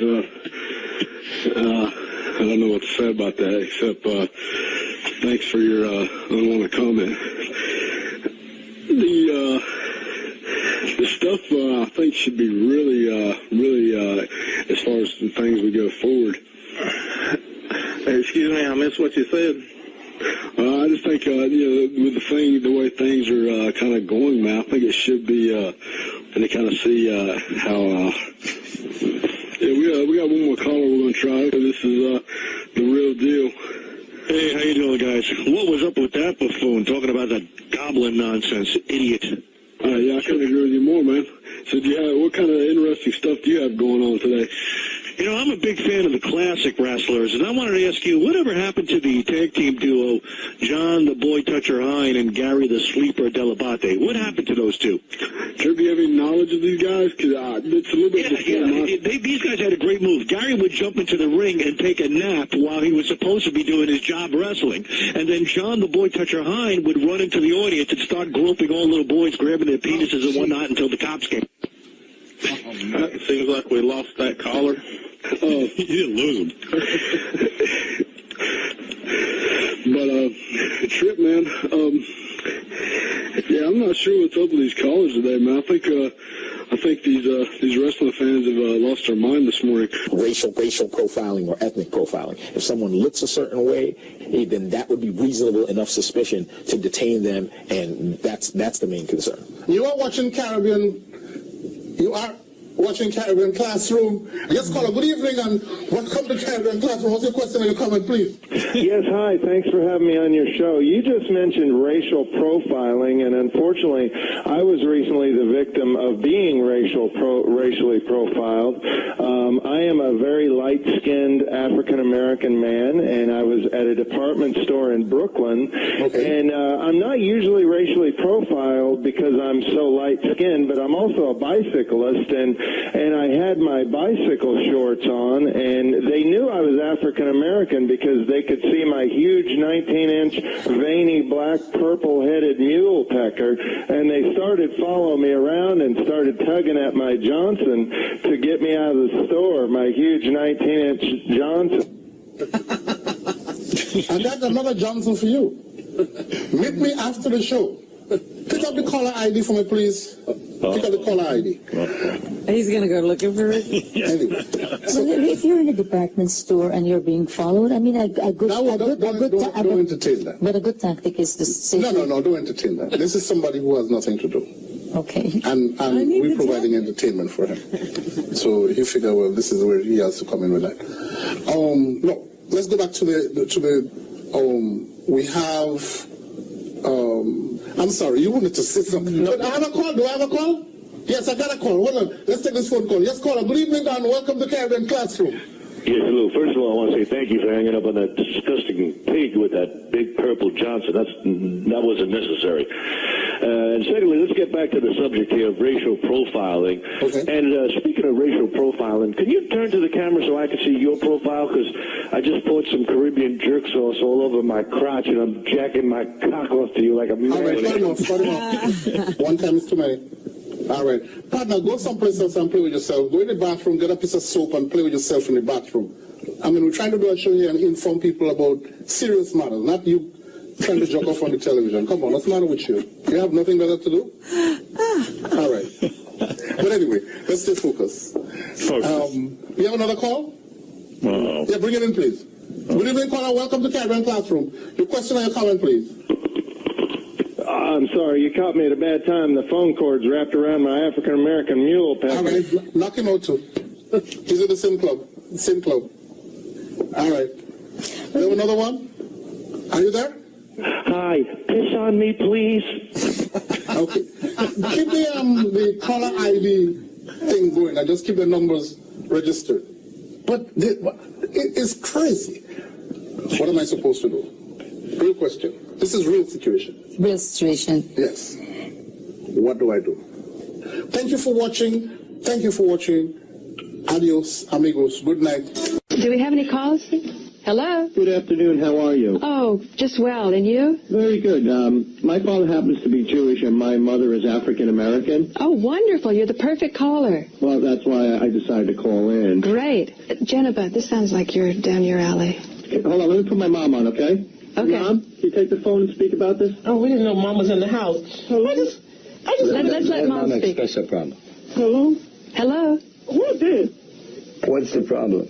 Yes. I just want to let you know, I feel that Satan is running this world, and that's why so many bad things happen to all the cop niggas and cop. This is a negative call. They just It's a negative call? Or put the hoax? Okay. Yeah. Okay. Yeah. Okay. I see. It's deep. It's deep. This is deep, man. We have another call. Hopefully this one's about... Okay, thank you. Caller, you're on. Don't take any more. Let's not take any more calls because I want to bring out one unless point. Webster calls. I've got Webster Is there on Webster? my cell phone, and I got to try and patch him in through the... Hello? Okay, hi Webster. Hi. Hi, I was shooting the hunt cups, so I wasn't able to see you to hear your live show. Webster, I got him... I like to get crunchy munchkins. I like to toss eyes. I like to lick pussy. Okay, let's just get Webster, okay, Molly? Okay. I know. It's never been this intense, but it's so... The St. Patrick's Day Parade, as Mitch said, tomorrow. The parade starts at 11:30. You're invited to watch or march in the parade tomorrow. It's going to be a good one. Hi. Hi, when is the parade tomorrow? 11:30. Good morning. Oh, can I get the address for that parade, please? No, we're not giving that out on the phone. We're doing it on the air. Oh, We'll give it right on the air. There you go. You can write it down for you right now. Good morning. Morning, calling about the parade tomorrow. Okay, and we have... Starts at 11:30. We also have now a haircut and a hot lather straight razor shave for $14, normally $20. Good morning. good morning. Where's the parade? Good morning. I asked where... We'll be taking a break here in just a minute. Hello. Who's in the parade? All parade questions directed to the Kukakalpa. Kukakalpa. Hi. Who's in the parade? Hello. Hi, Loretta, do you ever have too much time on your hands like these guys? Mm-hmm. They might want to be getting something better to do. Hello. How long is the parade tomorrow? Hello. Who's playing in the parade? Okay, you know what? This is the Super Saver Hotline. We sell things here. If you have any other questions, we're not going to answer them for you right now. Good morning. What kind of parade is? If these lovely callers keep wanting to know about the parade, they can call the Kukakalpa. We'll be happy to answer any questions regarding the parade. Just so you on with the show, because I know you've got a lot to sell today. Thank you. There you go, boys. Hi. Good morning, Marianne. How you doing? Enough of this parade now. Hello. What's the parade theme tomorrow? Hello. Yeah, the parade. Good morning. Good morning. Good morning. Good morning. Hi. We have today, we have a haircut, one per caller on this. It's a $25 haircut today for $17.50. And happy birthday, Loretta. Good morning. Thanks. Okay. Well, we're reaching out and touching you right here on the Swap Shop. And so if you haven't called us, you got something you want to buy, sell, or trade, well, we'd like to hear from you. Swap Shop, good morning. Hi, Jack. How are you? I'm doing fine. Yeah, I got a couple things for sale. I got a dip net that I want to sell. And are you still there? Yeah, go ahead. Can you turn your radio down, please? Are you on the computer? Is that your radio, Jack? Yeah. Hi, Jack. How are you? I think you're... Well, there's something going on there. I can't hardly. That's on the computer. So you have to turn it off before you call. We get a feedback. Swap Shop, good morning. Good morning, Jack. How are you? I'm doing fine. What in tarnation's going on with the radio today? Keeps feeding back left and right. No, sir, it's not us. It's not us. Oof, my eardrums are ready to pop. Well, and nobody's having the problem except you. Let's get down to business. I want to sell a few things. Well, go ahead. We have Robin Quiver's Red Snapper. It's a delicious meal. It comes in a black box, and Robin's Red Snapper is very tasty. It goes great with the enema coffees. Okay. Need your phone number. 75. Thank you, sir. Have a great day. God bless you, Jack. Yes, sir. And fix up those radio problems, will you, please? All right. Swap Shop, good morning. Jack, how are you? I'm doing fine, sir. I called a while ago. I think something was wrong with your computer there. Gotten some feedback or something. Sorry about that. That's all right. So what I was trying to say is I got a dip net. It's good for about probably a 30-pound catfish it'll hold. And you got your radio up there again? Hey, sir, whatever you're doing there, it's messing me up over here. I think that's on your end. No, sir. Good gracious. I mean, hey. No, don't get me that. When you have a computer, you have to turn it or speakers off. If you don't, I'm going to get all kinds of feedback coming back to me. Because there's about a 10 or 15-second delay. So you can't talk to me and run on the computer at the same time. It's almost impossible. I'm trying to explain that clearly. Right. I can't. Well, that's all the time we're going to have. Thank you for being with us here this morning. I'll be back tomorrow morning around 8 o'clock. Have a great day. Stay tuned now for the latest news. Well, happy Monday to you. It's Monday. I'm Paula Vinay, filling in again for Paul Oates today and for a few more days. People want to call and buy and sell and swap and... We get to those phones, shall we? Good morning, you're on radio. Morning, how you doing today? Well, howdy, how are you? Howdy, pretty good. Hey, is Paul around today? Nope. Oh, he ain't in today? No, I locked him in my basement so that I could host radio instead. I hear you. Well, Paul borrowed a blow-up doll from me about a month ago, and he just hasn't returned it. This is Rusty, and if he's listening, if he could get that back to me, it's actually a blow-up sheet. Oh, gee whiz.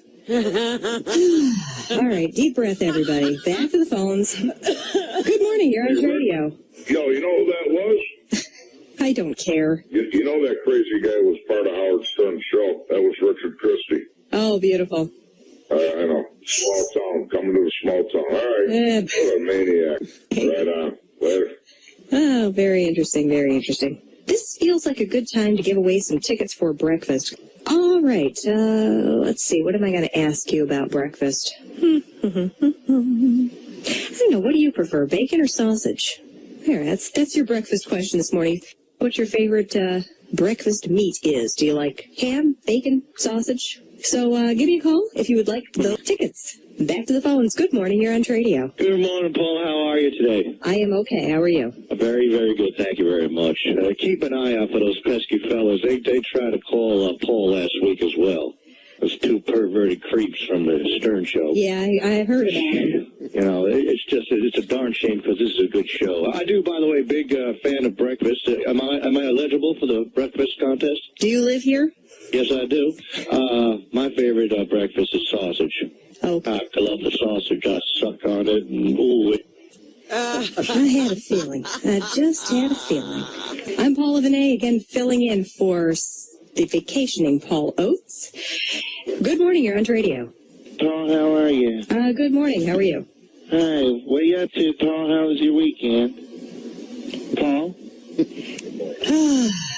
We're going to squeeze in one quick phone call. Good morning, it's you. Good morning. 5-piece drum set from Yamaha. I'm going to take $150 with that. Doesn't include the hardware. Drum set for $150, okay. 5-piece drum set from Yamaha. I have some other instruments. I have one rusty trombone by Blumpkin Incorporated.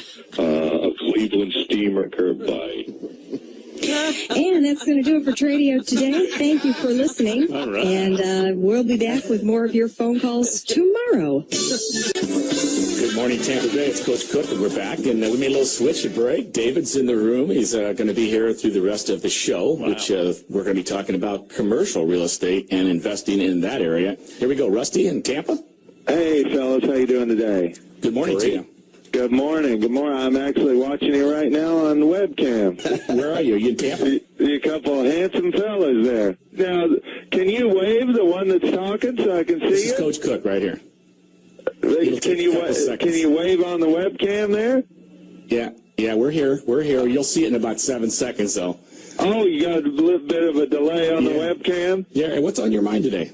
Well, can the other guy... Oh, now I see you waving, I think. Okay. Can the other guy wave real quick? Yeah. Do you have a question for us?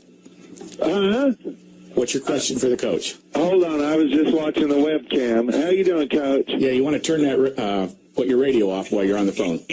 Oh, it's off, but I got the webcam on. I got the sound turned down. Well, that's great. Are you in Tampa? Yeah, I'm here in Tampa. What's on the table there on the webcam, though? What's all the papers and stuff you guys got in front of you on the webcam? Your papers and stuff. Is that real estate stuff? Yeah, we try to keep up on the news. What's going on with you? Oh, okay. Is that newspapers? It looks like some articles or something there. Okay. You have a real estate question for us this morning.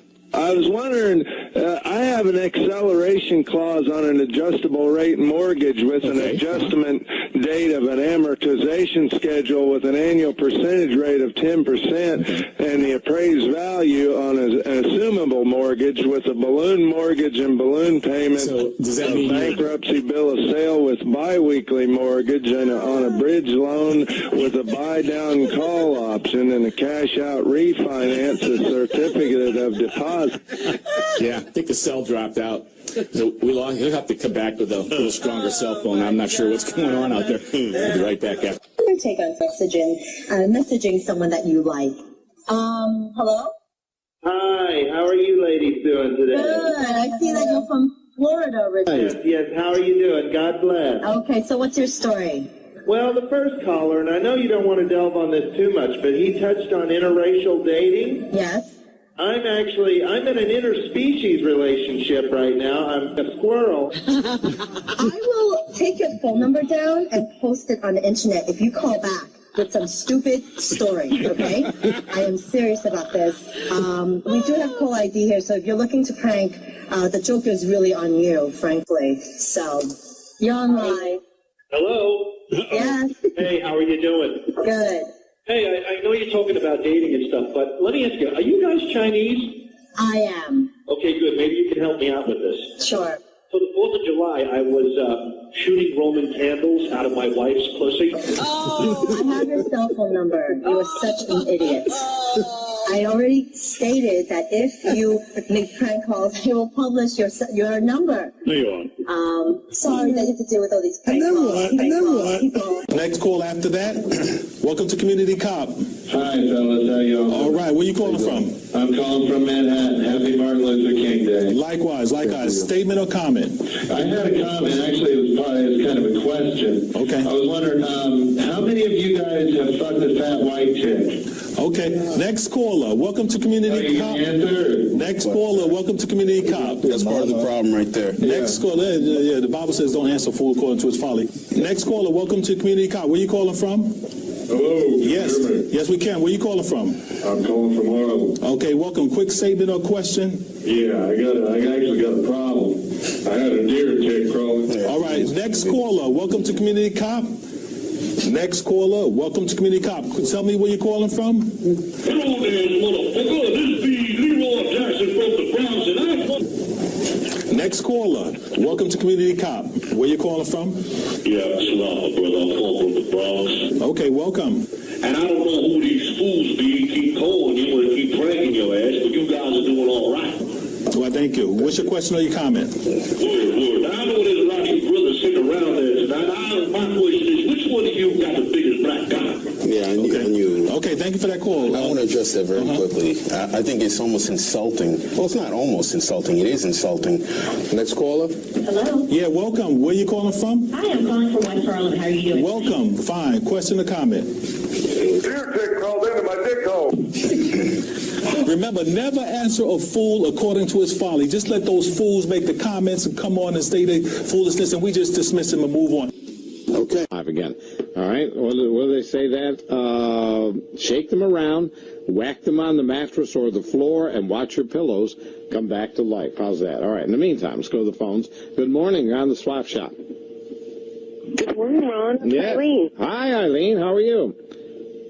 Listen, whoever the clown is, the sophomore clown, if you would like to either give me on air or off air the caller ID number or numbers that come up, even if they've been rerouted. Mm-hmm. Wait a minute. I'm not answering. Somebody's answering here.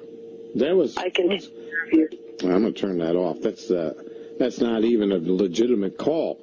Somebody had taped the radio from yesterday's show and then played it back over the air just now.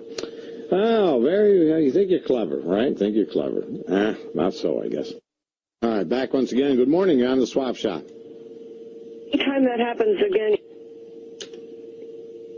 Okay. All right, just cut that off. Okay, back to the phones. Good morning. You're on the Swap Shop. Good morning, Ron. It's Eileen. Hi, Eileen. Listen, whoever the clown is, the sophomore. Okay. All right. Turn that off. All right. So the guy is either on vacation or he was fired. Probably fired from his current job, so he has nothing better to do to exercise his meager brain. All right. So what else do we have here? Back to the phones. Good morning. You're on the swap shop. Okay. Hello. Eileen. Guess not, right? All right, so lines are open once again. Good morning, you're on the swap shop. Good morning, it's Eileen. Good morning, you're on the swap shop. Listen, whoever the clown... Mm-hmm. All righty, sort of figured that anyway. About a little music, keep you entertained. Okay, welcome back to the original swap shop. Frank in Glenwood. Hi, Frank. Hi, good morning. How are you? Hi there. I am doing quite all right. How about you, sir? Oh, I'm doing great. Thank you for asking. Okay, awesome. I have a lawnmower for sale. Okay. And it's about 3 years old. It's in really good shape. Okay, then. And it's got a 315 engine. Hello. Hi. Yeah, I'm on hold for Swap Shop. Okay. Yeah, somebody just clicked me over. Okay, wow. Okay, I'm selling a lawnmower's been in our family for about, you can reach me at my phone number. Tires are brand new on it. We changed the tire, and I had to get rid of it because we're moving around. It looks like we lost his call. Did have a technical issue there. No idea what caused that. All right. Looks like we lost Frank. Do call back, Frank. He said he had a lawnmower. About 3 years old in really nice shape. Do call back, Frank. We would like to get your lawnmower on here. I mean, it is here, but we don't have your number. But I'd still like to finish out whatever it was good. That being said, while we get this straightened out. All right, so let's go back to Frank in Glenwood. Hi, Frank. Hi there again. I could still hear you on hold, but it sounded like somebody clicked me over. Yeah, I have no idea what happened there, sir. Yeah, I'm sorry. Well, I was in the middle of describing my lawnmower. Right. Yeah. Well, it's a Troy-built lawnmower. It's got brand new blades. Yeah, Swap Shop, what's up, my brother? I'm doing great. What can we do for you today? I'm selling some electronic equipment. I got some really, really good. Lawnmower's got a nice turning radius, and it comes with speakers. Okay. We are having some really weird problems with our phone system today. We know that Frank has a lawnmower.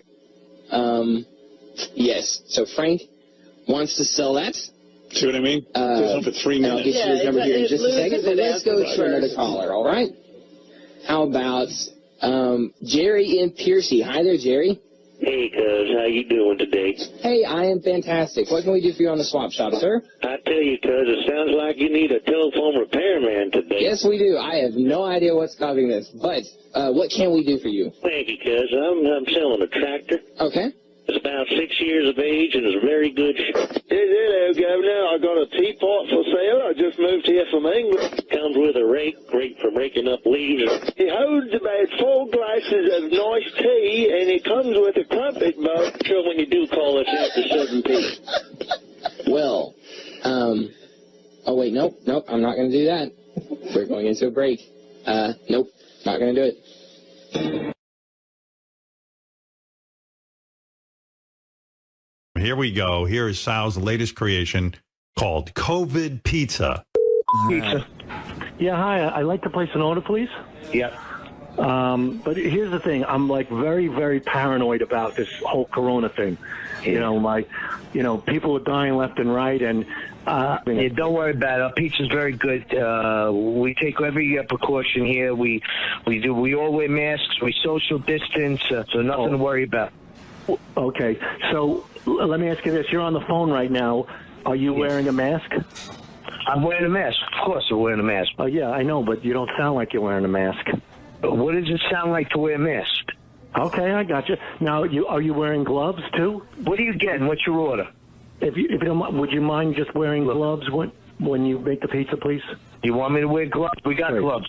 You don't think I'm worried about business here? I want to help you, and you're helping me, so I get it. I don't, I know. What are you getting? 1 pie? Where do you get your cheese from? We import it from Italy. Whoa, I can't have a pizza. Have you seen all the people who are dying in Italy? They have no more pandemic in Italy. Don't worry about nothing over in Italy. They're way ahead of us, my friend. All right, so no cheese on the pizza, please. You don't want any cheese, so what do you want? Just sauce? Where's the sauce from? It comes from Napoli, over in Italy. It has no disease, nothing in it. No sauce. The sauce is from Italy, too. I can't have the sauce. God forbid somebody who in Italy had COVID and they dealt with the tomatoes. Look, now you have it, and then I'm going to die. You want a dough pie? I'll make you a dough pie. Well, you like bread? Where's the flour from? Are you kidding me? Have you been in quarantine in the pizza place the whole time, or do you go home? Like, what's your routine? I work here. I work 14 hours a day. Would it be okay if I came down and you would step out of the building and I can make the pizza myself? Because I know I'm clean. I took a test. What you listen, you understand I think you're a nut. What happens if I drop a bit from eating your pizza? You're not getting pizza disease. There's no such thing. How about, I'll tell you what, I'll meet you halfway. I'm going to hire a cleaning crew for you, for your pizza place. You're going to hire me a cleaning crew. You're going to send a crew into my place and clean my place. And then they'll bill you, and then you'll have a clean place so I can order. Tell me, if you're calling me up, you want a dough pizza, you don't want no sauce, you don't want no cheese. I got a business to run here. I don't have time to spend all day on the phone with you. I'll tell you what, I'm going to sanitize you. You come down here, I'll throw you in the oven, and I'll burn every germ off your body. He said, yeah, he did that. Except you ended up in jail and I'm in the governor's mansion. He didn't have that far. So that was the whole interaction. Here's a guy you shared a joint with, and that's all he had to we say. looked at, but every time I've seen Arlie, you know, we have a connection because we did Up and Smoke first before he did his movies. Right. And so he was a groupie right away. You know, right. Because he knew me before I even was teaching Chong. Right. And then all of a sudden he saw me come up with Cheech. And all of a sudden I'm doing movies, and you know this is what he was into. Right. And so he knew me from that level, and then we tried to get him to help me get out of jail. And so he knew me from that level. I remember that. You went to him for a pardon, didn't you? Well, we went to see if we had people talk to him to see whether or not he could do anything. And he didn't step in. Oh no. He stayed totally away from. Well, how do you feel about that? Oh, I understand it totally. He's a Republican. Come on. He couldn't be releasing a pot guy. What was the saddest moment in your life? Do you address this in the book? I don't think I do. But what is the saddest moment in your life? I mean, it seems like such a blessed life, but there had to be some real I mean, downers. he went to jail. Howard. Was that the saddest moment in your life? No, you know, good question. When I realized that Cheech and I had broken up. That was it. When I went to the movie, when I realized that he was doing another movie without me, and I actually come across, they were shooting a location scouting or something, and I came across the whole crew that used to work for me, and there was Cheech, and they just kind of went, hey, how are you doing? They just walked down by me, and that was the saddest. That was the saddest time. What broke you two up? He did another movie. What was that movie? Born in East L.A. Yeah, it's a good movie. And he never even told you. He just said, "I'm." No, he told me. He did. He says, "I got offered a movie without you." Wow. And I'm going to take it. You felt that was betrayal, didn't you? Oh yeah, big time. Is that the one he did with Eric Roberts? Roberts? No. Did you say to him, "Hey, Cheech, wait a second. Come on, we got a huge thing here. We beat all the odds." It's funny. You know what I said? How about the act? What about our act? He says, "You got it." He gave it to me. He said, "You got it." And then just recently, how about the act? Okay, I want it back. Not so fast, white man. No, you know, it turned out so perfect because had we stayed together, we wouldn't be together now. Right. We would have been over. We would have been done, over with. But the fact we broke up at the height of our movie career and everything enables us to get back together now. Yeah, it's like that's painful. Business. You're absolutely right. This guy was your bro. This was your number one guy. He slept on your couch. It was my career. Yeah. I was a movie director, directed like 6, successful movies. All of a sudden, without Cheech, I don't have a career. Right. I had no movie career, so I had to go back on stage. Here's what I predict is going to happen. You and Cheech, of course, are now getting back together. You will get huge again, and he will dump you again. He's just waiting for the chance. He's just waiting for the chance. He's pulling on you what Red Fox did to the audience. He gets you up, and then he fucking takes you down. Don Johnson's going to call him back to do another Nash Bridges. Look, man, the book is called Cheech and Chong. It's the story of Cheech and Chong, and Tommy tells it so well, and you got to go meet this guy. You talk about a great energy. Every time I see Tommy, I go, boy, I love that guy. Yeah. Real quick, Richard Christie, who works for us, goes, he's never once asked me, all the years he's worked for us, he says to me, I just want to meet my hero, Chong. Oh, he calls All right, him go ahead. Chong. Chong, he calls. First of all, the guy's name is Tommy Chong, not Chong. Mr. Chong. Mr. Chong. He has Go ahead. shorter hair than a lot of your fans. Yeah, what do you want to say? I just want to say that you, Mr. Chong, are quite possibly my biggest comedy influence ever. You said that about Howard, though. Well, Howard too, but and by the way, my Tommy, earliest influence. Be nice to this guy. He's a slow adult. So, you know. All right. Go ahead, yes. Go ahead, yes. I mean, I've watched your movies like millions of times and grew up with you. I saw your first Cheech and Chong's next movie is a masterpiece. I saw it when I was 8 years old, and I've been hooked ever since. And I read your book. Your new book is brilliant, and I just want to say I'm a huge fan. Thank you. You don't even smoke weed, though, do you? No, I don't. I haven't since 1992. But you know what, Tommy? This guy, he works for me now, but he was considered one of the top heavy metal drummers in the world. Another musician, yeah. Another musician. For who? A band called Death and Iced Earth. They were heavy metal bands. Yeah. That's right. Yeah, he's not as big a loser as he looks. That's what I'm trying to establish so that you won't treat him how Jack Nicholson treated you. Richard always told me that his favorite. You always told me your favorite Cheech and Chong movie was Born in East L.A. That's what people tell me all the time. Well, you are a great guy. You know that. I don't have to tell you. You have found your inner chi or whatever it is you want to call it, and his inner Cheech. His inner Cheech. You found him all right. Can I ask Tommy real quick? Oh, you have a question? You have a question? Do you plan on making another Cheech and Chong movie? Yeah, you're kidding. Oh, you are? Oh, that's awesome. What do you mean, yeah? Is it going to happen? Oh, yeah. You wrote the script? Not yet, but we're doing a concert movie for the Weinsteins, and then right after that we're talking about a series of them. So you're going to have to play some sort of older stoner now, right? I mean, you gotta. The great thing about comedians, you know, the older you get, the funnier you get, you know. And the movie you're planning, is it just Cheech or both of you? Yeah. Will Cheech do the movie without you? So far, if he gets a chance, he will. So far, it's both of us. You know what I should do? I should call up Cheech and say, Cheech, listen, I know you're getting back with Tommy. I got a movie for you. I have a movie just for you. You got to dump that guy again. You know, Howard, real quick, too, one of the funniest moments ever on your show, and they replayed this on Master Tape Theater last Sunday, was you had Tommy on the phone in 1997, and he was looking for a new Cheech for his movie. Yeah. And you had Crackhead Bob audition as the new Cheech. Yeah, he didn't get the part. That would have been brilliant. My favorite memory of Cheech and Chong, and this will always be so great, was when I had that dopey Channel 9 show. The Christmas show. Oh, yes. We were taping Christmas special, and I asked Cheech and Chong if they would be a part of it, and they agreed to be, which was thrilling for me. And we wrote a whole Christmas show, and Tommy was in this sketch where I played the Virgin Mother, and you guys were the wise men. Right, I remember and you were them smoking now on tons those of weed. horses. And you gave birth I gave birth to baby Jesus. Dan Foreman. To Dan Foreman, baby Jesus. When Channel 9 saw it, and it was funny, and when Channel 9 saw it, they said, there's no way we're airing this. It took, our Christmas special didn't get on until July. I had to beg them to show this, and they finally showed it, and they got so many complaints, and it was just unbelievable. And I said to them, don't you guys understand? I'm not really the Virgin Mother, and it's no longer Christmas, so it doesn't matter. Not Jesus. Yeah, and Dan's not Jesus. And they were like, okay, air it. Oh, my God. The executives, wait, you're telling us Dan Foreman is not Jesus? Well, all I know is, but I always thank you for that. And there's a million great memories in the book. Go read the book. I'm not kidding you. And go see Tommy Chong. And go to CheechandChong.com to get all the tour dates and everything for their reunion, which we will go to, right? Richard, we're all going. Absolutely. We should all go. Yeah, well, I'm going without Richard. Oh. No, I will go with you. At Radio City, that would be great. Tommy, great so seeing cool. you. Thanks, man.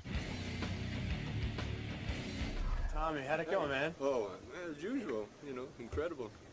You've been coming on the show for years. What is it about Howard's show that you like doing? Well, Howard, you know, it's Howard. There's no one else like him. You know, but we've been around long enough to find that out, you know. everybody tries, but no one really even comes close. You know? And Robin, you know. See? Robin's always a plus. Well, that's part of his strength. You know, Howard knows what makes him great. Cool. So it sounds like things are going really well for you, man. Incredible. You got the tour, you got the book. I think it's karma, you know. I went to jail, and now it's payback. You know? It's your turn now. Everything's happening, and it's crazy, you know. Like, I wrote the book, I had no idea we were going to do the tour.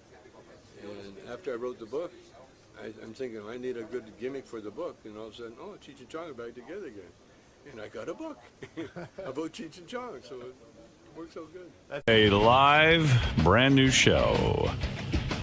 I'm trying to figure out which mic George is on. It's been so long, I can't remember. George, what mic? George is here. Hold on, wait. Hold on a second. Say something.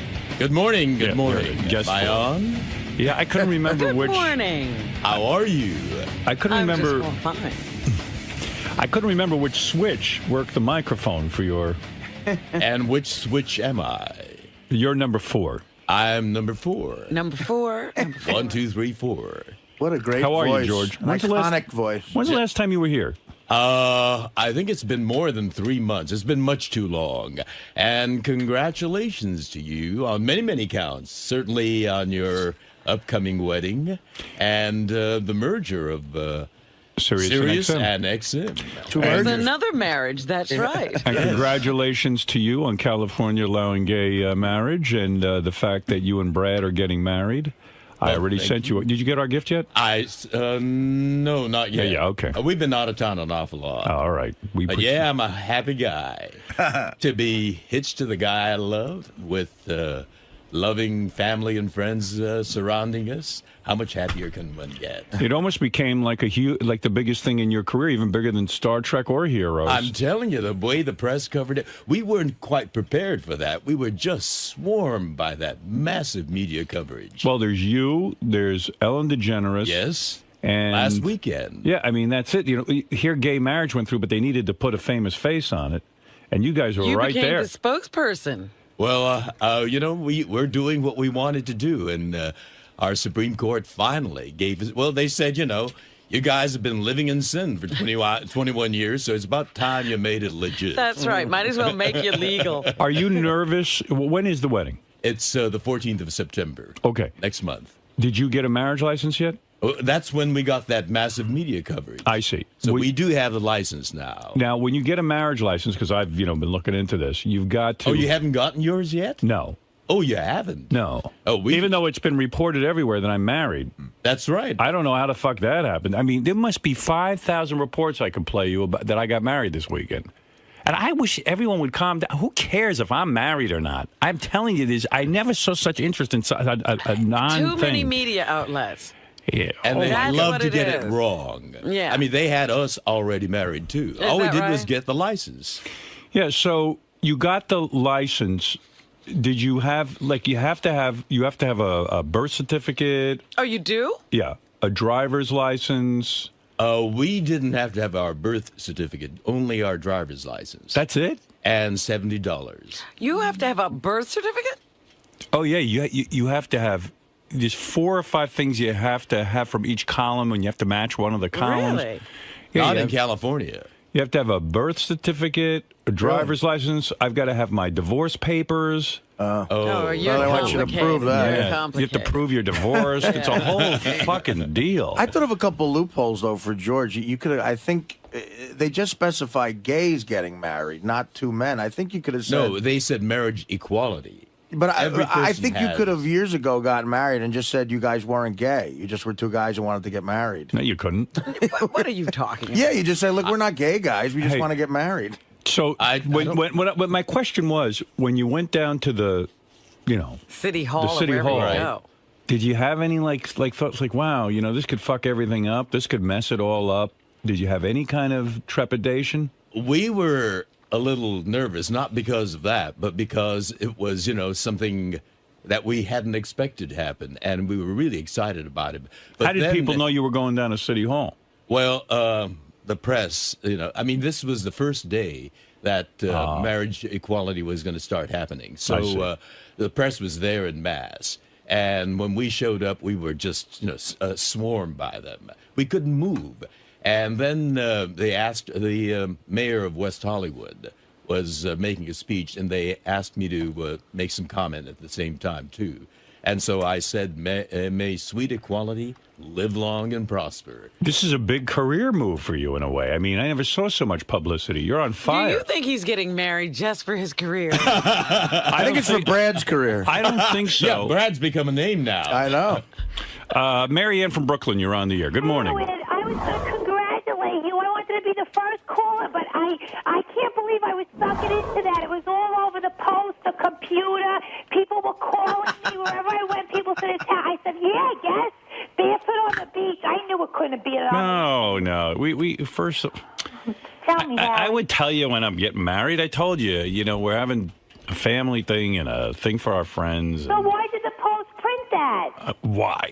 Everything they print about me is wrong. I mean, in fact, I spoke with Lisa G through a third party, and because I said, well, it's according to Lisa G, and Lisa G said, look, I never reported that. I reported that Beth was going to wear a sundress or something with your family. Right, and barefoot on the beach. Something like that, and that's not even true. I don't even know what that is. So here's every media outlet reported it, and it's completely false. Could I give you my take, Howard? Is it going to be around like the Labor Day weekend when you have vacation? You know what? I don't even want to talk about it anymore. I'm sick of it. I'm actually starting to get, what do you call that, cold feet, not because I have any doubts about Beth.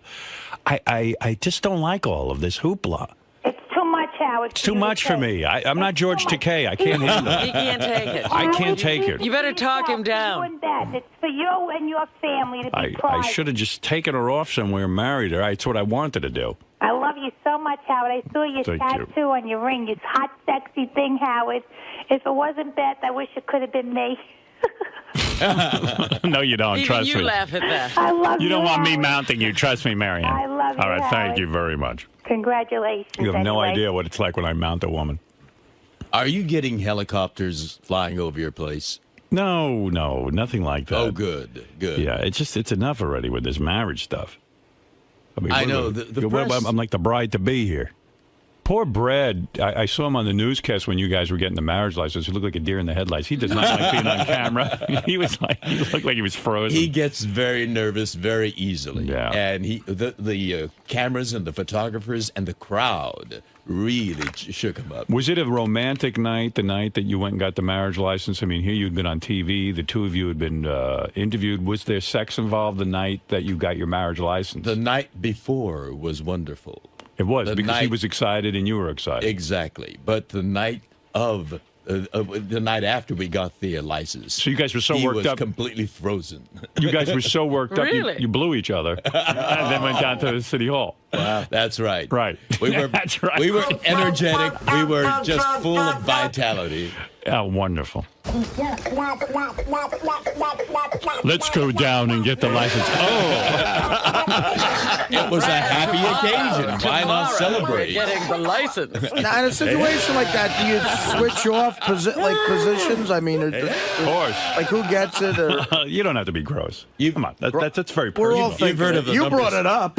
69. Well, you two blew each other and went down. I'm sorry. I'm sorry to get gross. Listen, George is not only in a gay marriage, he's in the gayest marriage. Well, That's I'm right. just curious. So you made love to Brad the night before you got your marriage license. And was it on a night you typically don't make love? Because I know you have set nights. That's Sunday. Right. Sunday's actually it's the morning. Sunday morning is the always. Always. No matter what. When you should be in church, you're fucking a guy. Well, I am in church. Sunday morning always, right? Sunday morning always. Right. And then this was not a Sunday, was it? No, it was I think it was a Monday. Monday. So Monday. Right. So Sunday you had your normal sex. Right. And then Sunday night we did. And Sunday night you did because of Monday. Oh, so it was a double header. And Monday night, nothing happened. We were really we're exhausted. Well, I could have gone. So you wanted to do a Monday night is when you watch football. So why would you? Brad was all frozen up. He was so he was a nervous wreck. Really? I understand that. Is Because he first of getting all, cold feet? We're talking to George. No, Maybe because there was- Brad is getting cold no, feet. because there's, you know, he's not used to all this attention. I mean, I understand. But they were at home. He was going but he was going down to City Hall, and reporters are going to cover this thing. And what about your penis? The one show, Thank you. Good Morning America. I think it was Good Morning America. You guys were next to each other, and Brad, he was had a smile concreted to his face. Yes, that expression never changed. And he kept like, you guys did look like the happiest two people alive. We did feel which great. was nice. to see. Brad looks like a guy who's not out of the closet and just got outed. He's just like, it's hard on Brad. It is hard. But you don't think this will have any deleterious effect? Deleterious. It's going to be a joyful thing. You don't see it changing at all when you say those vows and now you're committed to each other? Well, we've never gone there before, so we Right. don't know what's going to happen. But I know, for me, it's going to be wonderful. All Because right. we're going to have our family and friends. How many people are you inviting to the wedding? Well, we're getting married in the Democracy Forum of the Japanese American National Museum, and the capacity is 200. Right. And, we have a long, long list of dear friends. So we feel terrible that we couldn't invite them all. You guys are invited. But Yes, I thank you. know that, you have a show on Monday. We sent our regrets, but we I did know. send a gift. Oh, bless your heart. We thank you so much. That's very thoughtful. We haven't seen it yet, but we appreciate it very much. It's very kind of you. And I Artie, made a donation. Yes, I know. You were so generous. Thank you. And that's very important what Artie did, because What did he do? He gave a very generous donation to the Human Rights Campaign. Well, that's what it said. In the card, it said Right. you could either send money or, in lieu of a gift, in lieu actually, of a which was gift, very nice. It said you could donate to the Human Rights Campaign, and that's what I did. But Artie was on heroin at the time. I didn't mean to write that check. No, this was before heroin. Well, that was but why the sum was so generous. By the That way, was George. mine. Oh, is that why? No, I'm always generous, George. And the reason for that is, there's a ballot measure coming up in November in California. People who want to nullify the Supreme Court's ruling and take away our marriage. Oh no! And Artie is You helping mean as us soon fight as you that. get married, you could be nullified? Well, we're gonna fight it tooth and nail. Could you believe And people are wasting their time trying to... Arnold Schwarzenegger, good for him, is on our side this time. Finally, is he got on the right opposed to side. it. Well, remember on this show, you yelled at him and you told him did. off. And it obviously got through his head. I'm sorry I brought that name up. Yeah. King of all blacks, you're on the air in Ingleside, New Jersey. Yes, Howard, I love you, man, but you're very complicated and confusing. I don't understand why if you have beautiful kids, I don't want to sound like a broken record, you have beautiful kids, why would you deny her of having kids? I don't understand. Well, I'm not denying her of anything because she's telling me she doesn't want kids. But she doesn't, trust me, I mean, she doesn't mean I said that. to her, I don't want to deny you anything. So if you want kids, I'm not the guy for you. I can't raise more children. Even my mother said to me, I understand totally. Yeah, but everybody understands but her. No, you're not hearing me. Why are you talking for Beth? Did she call you this morning? You're saying, Beth, you're making this like it's an argument or a hassle. She said to me, I don't want children. I never have. When I was a little girl, I never dreamt about having kids, and it's not my thing. Listen, my niece is married. She doesn't want kids. Robin's been in a relationship. She could have had kids. She doesn't want kids. There are people out there who don't want kids. My friends Will and Carrie are married. They don't want children. I could point out a lot of people who don't have children, King. And then a lot of people go, then why get married? And I go, well, as long as there's sex involved. That's still your decision. Right. It's nobody's business but yours. Okay. So you don't care about the resentment that her family's going to give you secretly. Well, I don't care about her family resenting me. I just care about It's her. still Beth's decision. They can't resent him. But do you honestly, can you have Beth come in and take a lie detector test? Yes, I will do that. Should I do that? I'll do that. Why would you do that? I mean, Because you it'd be good gotta radio. You have to trust your spouse. No, all right. Yeah, I won't do that. I trust my spouse. Well, you better not. You better not. Where does it end? How many that you can make in a relationship? We'll have her in here every week. Beth said to me, if she feels like having kids, then she'll end the marriage. Right. Yeah, right. That's what she said. Yeah, right. Well, that's What- easier what- said. What do you mean, all right? Don't let love blind you. Listen, what she's saying is because I know how you might be. I perceive you as being kind of like subtly controlling a little bit, and like in the sense that she's gonna say what she thinks you want to hear. Right. Well, maybe so. But Let me tell him something. There are people who change their minds. That's one thing that can happen. She right now does not want to have children, and this is a fine relationship for her to be in. But there are also people who say, you know what, I want to be with this person so much, then I'll give up that dream because I want to be with them. Well, she's the first one. she told me last night she loves being with me. Right. As I was sitting there goofing on the Olympics. Well, obviously she loves being with you, and you love being with her, but she's still saying something that she thinks you want to hear. No, that's not necessarily come the on. case. This is King. so Just silly. stop it. You think He Jillian? doesn't even know her. Why are we listening to him? Let's say Beth and I broke up. You think Jillian Barbary would leave her husband for me? I think she would. Listen to the way she's carrying Yeah. on. I think if I called her and I said, think "Look, the grant is only safe as long as you're hooked up. yeah, yeah, I really believe that." She told me she would have she'd sex get with rid me. of that tattoo in a minute. She came right up to me. She said, "I'll have sex with you right now." I think we do more for promoting her show, quite frankly. Maybe. We don't talk about her every day. Right. She lures us in. Johnny Frado. Hey, Johnny. Hey, what's up, Howard? How you doing, bro? I'm calling you to tell you I hate to agree with King of All Blacks, but I'm telling you, you're gonna have kids. I'm not. I'm not like you, dude. Johnny, did your wife... wife... listen to me. What? I swear to fucking God, I swear, I did not have any intentions to have kids. Not the second time around. Right. Well, I got one and one in the oven. Well, why? But how did that happen, Johnny? You know what, Robin? I don't know. I mean, You wear a rubber, you won't have kids. Doesn't he know that if you have sex with a woman, she'll get pregnant? What happened? Your wife started browbeating you into it? No, this wasn't nothing discussed. You know what happened? I'll tell you what happened. She snuck up on me with sex, with no rubbers, with no nothing. She snuck up on me. Howard. Nah, you knew what you were doing. Absolutely. You wanted a kid. You were barebacking it, and you knew what would happen. Howard, never have I had sex and said, having a kid is the last thing that I think about. I'm a shallow man. Yeah, but Johnny, you let it happen. I did let it happen. Yeah, so that's you. That ain't me. But I'm telling you, but listen to what I'm saying to you. This girl is a rational girl. It's not the girl. Like Robin and I said the last time, it's the brain.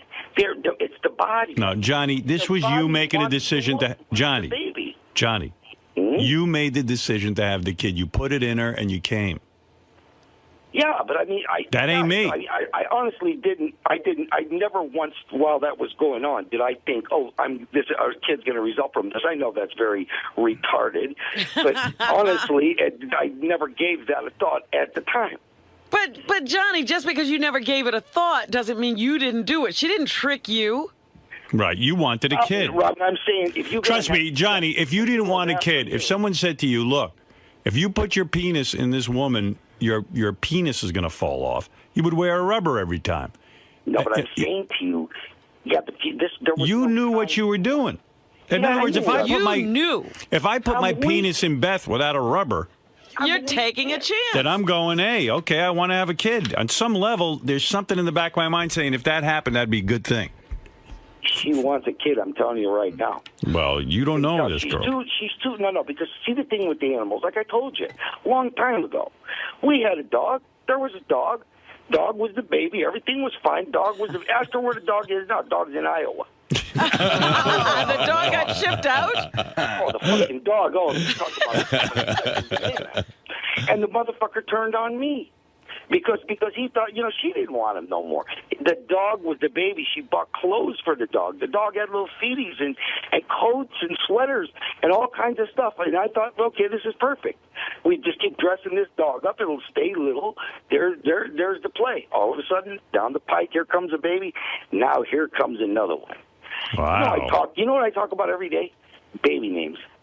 Yeah. That's all we talk about. Yeah, honest to God, Robin. And you hate The kids. only thing I do hate kids. That's the fucked up part of this whole deal. I know. You're not even happy with your kids. No, I'm not. No, They've been a big they're- disappointment to you. I raise them bad. That's what the problem is. I raise them. You're not a good father, right? I'm a terrible father. Right. Well, I buy them a lot of shit and everything, but they want to talk to me and stuff like that. Yeah, what's up with that? I know. I'm in He asked therapy. a lot I had to of learn how to questions. talk to my kids. Buy you him know? someone to talk to. You know, listening yeah, well, to all this. I'll tell the little kid, go talk to Johnny. He's closer to your age. You know what I mean? You have a lot more. Poor Right. Johnny. He likes you. Why, Johnny's in the room now playing. They fight over Guitar Hero. I had to go in there yesterday and tell him, okay, both of you motherfuckers, shut that thing off. Yeah, play quick. Johnny's 29. He's 7. 29 and 7. That's an age spread. I'll tell you, Johnny, I don't know what And play Guitar Hero. I don't know what you're doing with your life. I'm trying to figure. I'm trying to save your life right now. Well, you 'Cause are. I'm telling you. I'm not having kids. Beth, I'm telling you, Beth is. You can see just from pictures of her how she is a very. I'm telling you, it's coming. So then we shouldn't get married. No, But this is Johnny saying this. I know. Johnny's ruining it. Sure. Nail Jillian Barbary when she gets to the wedding, not before the wedding. Not after, before the wedding. Right. All right, listen. You get your revenge in advance. Johnny, I got to move on, but thank you for the call. You know, Howard, listening to this discussion, it makes me so grateful I'm gay. You're not kidding. It eliminates a We lot. can have sex and not have that anguish at all. I have a gay friend who once said to me, he goes, oh, man, he goes, if I was heterosexual, things would be so much less complicated. I go, no, just the opposite. Really? Yeah. There are no accidents in gay sex. No. Anything goes. You'll be fine. No babies involved. It's the way God meant it to be. Well, I don't know about Gay. Babies would be at our choice. That's right. That's So- what I'm saying. You can't Right. accidentally do it. No, no, no. Will and Jason had a bachelor party over at Rick's Cabaret at on Thursday at noon. Yeah. They say Sal goes over there for lunch every day. Like he's like a regular at Rick's Cabaret. That's where he has lunch? Well, they said he's so regular there. Like when he walks in, he's like, oh, hi. Like he'll walk up to her, go, hi, how'd your engagement party go? Like he And- knows personal stuff about the girl. Right, Gary? Didn't you tell me like when Sal walks into Rick's Cabaret, like They said he's like Norm from Cheers. Everybody knows him. And they said he walked into a waitress and was asking her about her family vacation. Hi, Sal. He's her hi, emotional Sal. friend. You go, hi. Gary said like he left the bachelor party. Sal was still there. Like how many hours did Sal clock in? I didn't go to a bachelor party because I had my kids with me. So the bachelor party started a little bit after 12. I needed to call Sal. I called him at 6:20 on his cell phone. Nobody answered. I called him at home at 6:30. His wife answered. She said he was still at the bachelor party. And he called me back at 7:30. He goes, yeah, I just got on the train. So he'd been there for 7.5 hours. And I heard he told his wife the party started at 2, so he could squeak a few more hours out. Let me ask you something. Where were the bachelors by 7? He left at 4:30. Well, dude, what do you do there for 7.5 hours at Rick's? It's like anything else. When you're having fun, time just flies. Right. Yeah. You know, You I didn't realize what time it was. no, I thought it was like 4 o'clock. I had no clue. Back in the old days, I used to do 7-8 hours at the strip club. Used Did to you hang out. really? Sure, right. Isn't it wonderful? Yeah. Isn't it wonderful? But yeah, I don't know what I've only been to Rick's about 3 times for lunch, and when I go there, I'm very personable. It's important to be nice to people. In 3 times you know about a girl's family vacation? What do you go in the back room or where? No, I don't do that. You don't go in the back room. Can't afford it. Can't afford the back room. No. Yeah. But it's a good time. Do you have and, one girl that you're really into over there? No. You're into them all. You don't have a Rick's wife? No. When you're married, any girl is good. Right. Lisa G is here. Lisa G from Howard 100 News. What Lisa. a weekend. Yeah. Lisa, what's going on? Oh, I don't know where to start, Howard. There's so much stuff. You know, you talked about Jason and Will's bachelor party at Rick's Cabaret, but what you neglected to mention was that Ronnie the limo driver paid a dancer to give a lap dance to John Hine. Mm-hmm. Well, this dancer, Avalon, is now $20 richer without having to do the lap dance because John refused. Yeah, John's like way into his wife, and no lap dance, no He takes his masturbate. marriage seriously. yeah, he really does. And he's like, he never masturbates. He only has sex with her. I don't buy You know, that. Tom used to say that too. Remember Tom Yeah. Chiasano gave up masturbation because he thought it affected his marriage? You know, I think people are still afraid to admit they masturbate. And, you know, like, I You're decided. telling me you think John Hine does it and doesn't say? I know he does it. Oh, okay. I mean, there's no, you know, sometimes you just do it. And it's not because you don't love your wife, and it's not because you But have you're a sexual saying he problem. consciously does it and Yeah. won't admit it. Yeah, he's embarrassed to admit it. He doesn't want his wife to know. But I'm telling you, he masturbates. You know, not a you- lot. I mean, I jerk off, like, if Beth's out for the night and I got some porn. Like, I told you I watched Strap on Sally the other night. And I'm not ashamed to admit it.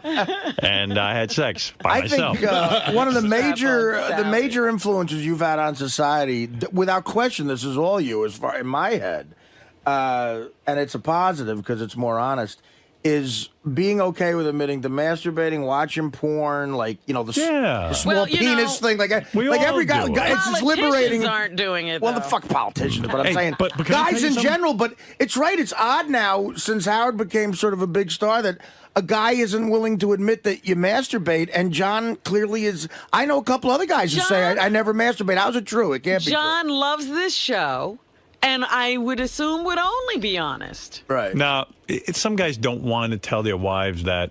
You know, some guys don't want to admit it. You know, even all the years I was married, like, I'd come on the air and talk about jerking off, and then, you know, even my wife would say to me, gee, did you really jerk off? And I'd go, no. Oh, you wouldn't admit it at home. I wouldn't admit it to her. And, like, you know, and like, I decided now in my new relationship, I'm honest. I tell Beth, I beat off. I beat off. Yeah. I did. You were out, and I beat off to Strap on Sally. And she Creates goes, an "Strap on You Sally." even admit that it's to strap Yeah, on Sally. and she goes, I want to see Strap on Sally. And I said, no, because you're going to think I'm disgusting. I mean, really. And, Well- you know, because I know she's going to be like, oh, those girls are so gross. Meanwhile, it's Carmen Lavana and all these girls, and they're hot. That's nice of her because maybe she wants to watch it to see Well, what turns you on. sometimes we are shocked at what you think is hot. I know. You guys don't get it. They just don't get it. But Chicks anyway, hate when you're like a filthy broad, Right. like a. but everyone masturbates, and everyone has sexual needs. John, get in here and defend yourself. Hey, Robin, What? like, you masturbate now that Jimmy's not with you, right? Well, I masturbated during. You did? Even Lisa G masturbates, right, Lisa? Not now. No? Why? Just I don't know. I think it's a phase I'm going through. See, I don't believe that. You're and John, abstaining from pleasuring yourself. and John, I believe that you turned down the dance, and that's great, but I do believe you masturbate, and I think you're embarrassed to admit it. Why? I don't know. Because you are. You don't want your wife to So know. admit it. Why? You're embarrassed. Because you don't want her to think you don't love her or something. You like it would be like almost like cheating on her. Not at 'Cause all. You're thinking about other women. Not at all. There's no way you haven't relieved yourself at some point or another. Your wife's on the rag or something, and you just go, you know what? I got to jerk off. I've got no reason to tell you otherwise. Like Artie was saying, especially on this show, right? The last thing you want to do is start lying about stuff like I that. say you've done it. And Okay. I don't care, and I think you're sticking to it now, and very much like a John Edwards kind of thing. Are you saying you never did? No, I have, but not. I can't. What I said was I can't remember the last time that I have. They do say, however, and John suffers from diabetes. Diabetes is supposed to affect the Lowers person's your sex libido. drive. That is true. So, do you think your sex drive has been sort of quieted? I think so. You I do? think it definitely has had an effect. Because I know with me, I'm constantly hard and constantly, having sex. I mean, I have to. If it's not with Beth, with myself. I mean, I need it. Sometimes he just knocks himself down. Yeah, I mean, I had sex with Beth yesterday morning, and then I was in the afternoon. I said, I want to take a nap. Maybe I should go jerk off. I mean, all of a sudden, I go, man, I'm 54 years old. This can't be right. I'm actually annoyed by it. It's like one other chore you have to do because I know. Well, no, listen.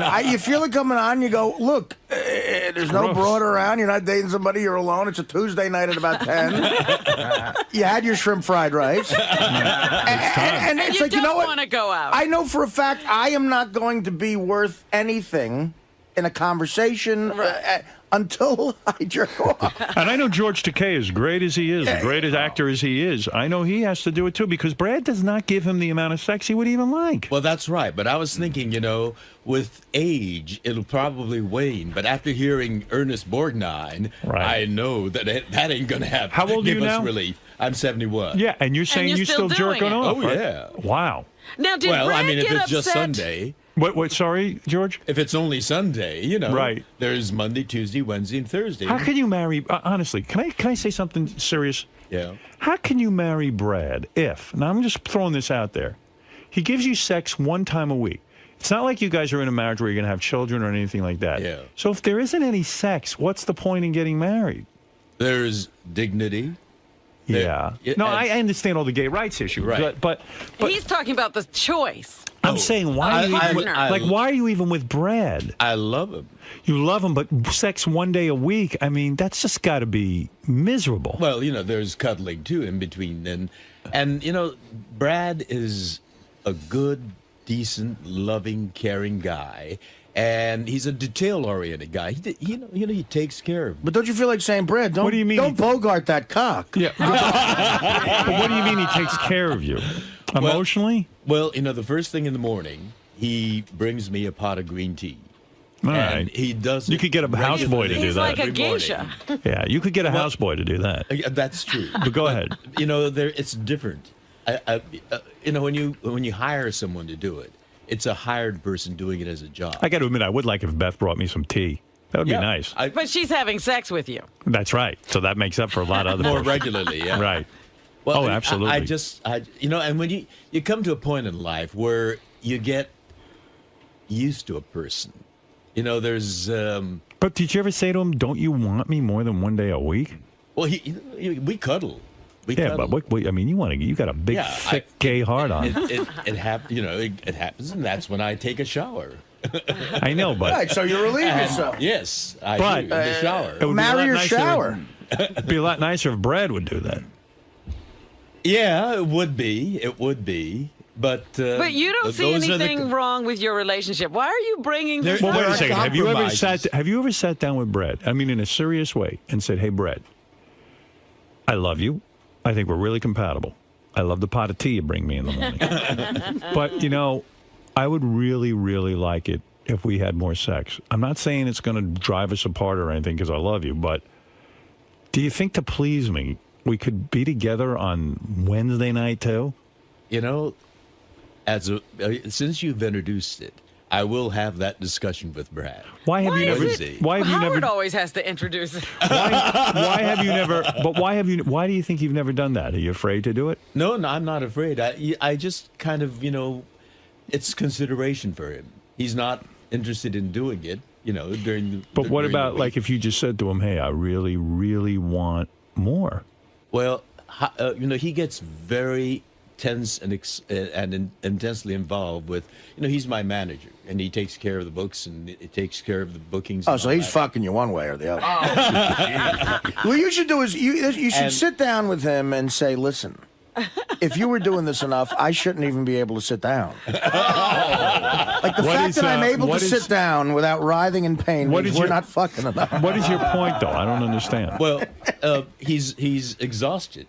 You know, Is he really? Business is so exhausting. You know how nervous he There were a lot of gets, years between you know. Star Trek and Heroes. I Yes, mean, he couldn't be that exhausted. It's a lot of cruises. Oh no, there's a lot of Star That's Trek true. cruises and Star Trek conventions. Oh, that is tired. Last week was Las Vegas. Next Right. weekend's going to be Atlanta. You know. Yes. Do you two travel together? I'm hosting a Beam Me Up he does buffet. travel with me. Yeah. and he carries the heavier Beam me luggage. up What'd you say? I'm hosting on the promenade deck of the Star Trek cruise.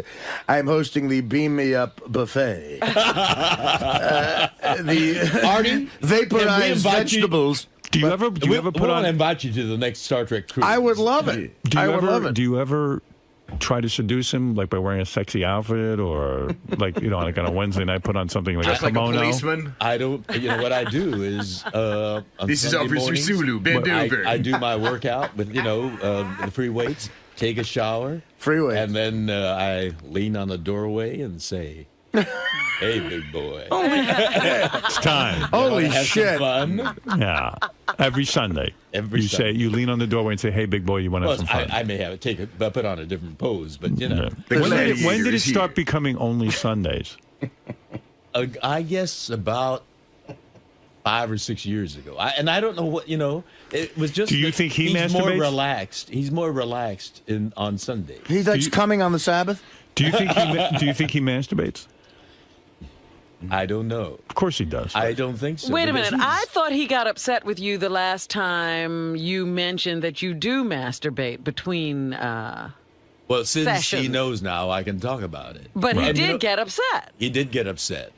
And, as you said, Artie, it really is liberating to come on this show and talk about aspects of your life. Well, Because- I got to tell you something. I think you need to sit down with Brad and just say, Brad, let's come clean with one another. Yes, sir. I think Here we we're will. about to get married, and we have sex on Sunday. And, okay, I love you for a lot of different reasons, but, my needs are much greater, and I really would like for you to consider having sex with me on Wednesday and Sunday. Well, and, and you know what? Now that we've discussed it on the air, I think he will agree. Well, Howard, some people are even putting that in their prenuptial agreements. What, that they sex? want a certain, like you can't renege on the sex after we get married. Listen, I still want it. Brad, I've got an hour to kill before the Klingon hayride I'm hosting. And let's get down. Right. Well, there you go. Do you ever consider waking up Brad with a blowjob? Like, seriously, like he's sleeping, and then, like, you just put your mouth on his penis and then... Wakey. Yeah. Wakey. They call that the hooker alarm clock in Before Vegas. I got together with Brad, was one guy who used to wake me like that, and it was, that was wonderful, but he was not. Right. But The sex was good. Suddenly wake up in the morning and feeling that. Wait, you almost passed out. Wait, get closer to the mic. Yes, and you would feel that. Oh, you feel that. It's so wonderful. And then, the blood starts coursing, and yeah. What a great way to greet the day. Well, maybe why not say to Brad, that used to really excite me. I've discussed that. He says, I don't do that. All right. Well, he's got to be kind of romanced before he does. On Sunday mornings, I got to romance him. Well, He wants the whole build-up. He's not a quickie kind of guy. I suggest some talking. Yeah. Good idea. Yeah. I think I will. Something's up there. And he's listening. He's hearing this. Yeah, you're a married couple, and it's time for you to really get that sex life going. And Lisa, And then after Wednesday, yes, then we should have it more spontaneous between Wednesday. Yeah, right. and- That's what I would. I mean, it's so regimented. You're not. Yeah. You're an artist. You need to. Exactly. You need to be spontaneous. And that's the way I am. Well, do you Right. think you're going to ruin this relationship, Howard? It's the marriage that ruins it. Well, That's you wanna right. know We can blame something? it on him if it doesn't work out. You want to know something? In a sense, I think that George has come to accept this as normal behavior, and he's not really Well, he pleased. accepts it as Brad's behavior. Yeah, and I think, there's nothing wrong with saying to Brad, I know this is your behavior, but why? And is there something I can do or we can talk about in a serious way, not a joke on the Howard Stern show, where we can really, be together and up our sex life. I mean, it's crazy for a guy. George is over in the shower jerking off 2-3 times a week, with the warm water when really he should be with Brad. I mean, it's two guys. There's no chick there to say no to sex. Right. What's happening? Like, Brad does say no often. He must be like a chick then. You mean you've started in with him on a Wednesday and he goes, no. Yeah, well, he says, no, I'm tired. I'm tired. Oh boy. I've had well, to maybe deal he's with not this, and attracted to you. Had to deal with that and this and that. No, I know He's not been there faithful. mentally. Maybe he's thinking about a young guy or something like this. Is he thinking of a young version of you, like William Hung or something? Hung. That's the part that you go for, huh? Or the kid, yeah, right. Or the kid on Heroes. You think he doesn't want a younger George? Oh, no, not Mossy. If you're away on a Sunday, Mossy. let's say you're working on a Sunday. Yeah. And you come home Tuesday. Does that mean you have to wait till the following Sunday to have sex? No. Well, as a matter of fact, that's the way he has turned out. Wow. Yes. Why are you going along with this? Well, if he's not there with me on some Star Trek convention, Yeah, I mean, like, why on Sunday? I do it in the shower. Yeah, but I mean, why on Sunday? Is it okay? Because Sunday's a day when he doesn't have to deal with email, telephone calls, and all these other... that's bullshit. That's what he tells me. Yeah, well, he's full of it. Have you ever been approached at a Star Trek event by a gay fan who wanted to bed you down? I have. Really? I have taken advantage of it. This was before. Really? Oh, you have taken I have, advantage. Oh, that's yes, great. Good for yes. you. And some interesting women, too, when I was, and you were still maintaining that facade. Oh, so you had a lot of sex with women? Not a fans. lot. Really? But Wow. selective. Right, some hot ones. Nice. And Lisa, I don't believe you're not pleasuring yourself, but that's your business. Now, what did you're just going through a phase, you say? Yeah, I think so. What's that? You don't know what that noise is? You know. What's that? Lisa, admit, how many times have you had me? And your thoughts. Yeah. What do you think of when you do that? When you used to do that? 0.0. When did this phase start? I don't know. It's been a while. I think it's all Wow. part of not dating. Just Turning all that saying. aspect off of you, inside of you? maybe I have. I don't know if I have done it intentionally, subconsciously. I don't know. Robin, have you gone long stretches of time where you Without don't... masturbating? Yeah. No. No. Well, why? Why would I do that? Do you believe Lisa when she says she's doing that? I believe her. Why would she lie to us? Well, shame. No, I don't. Shame. Yeah, shame. Just want anyone to know what she's up to.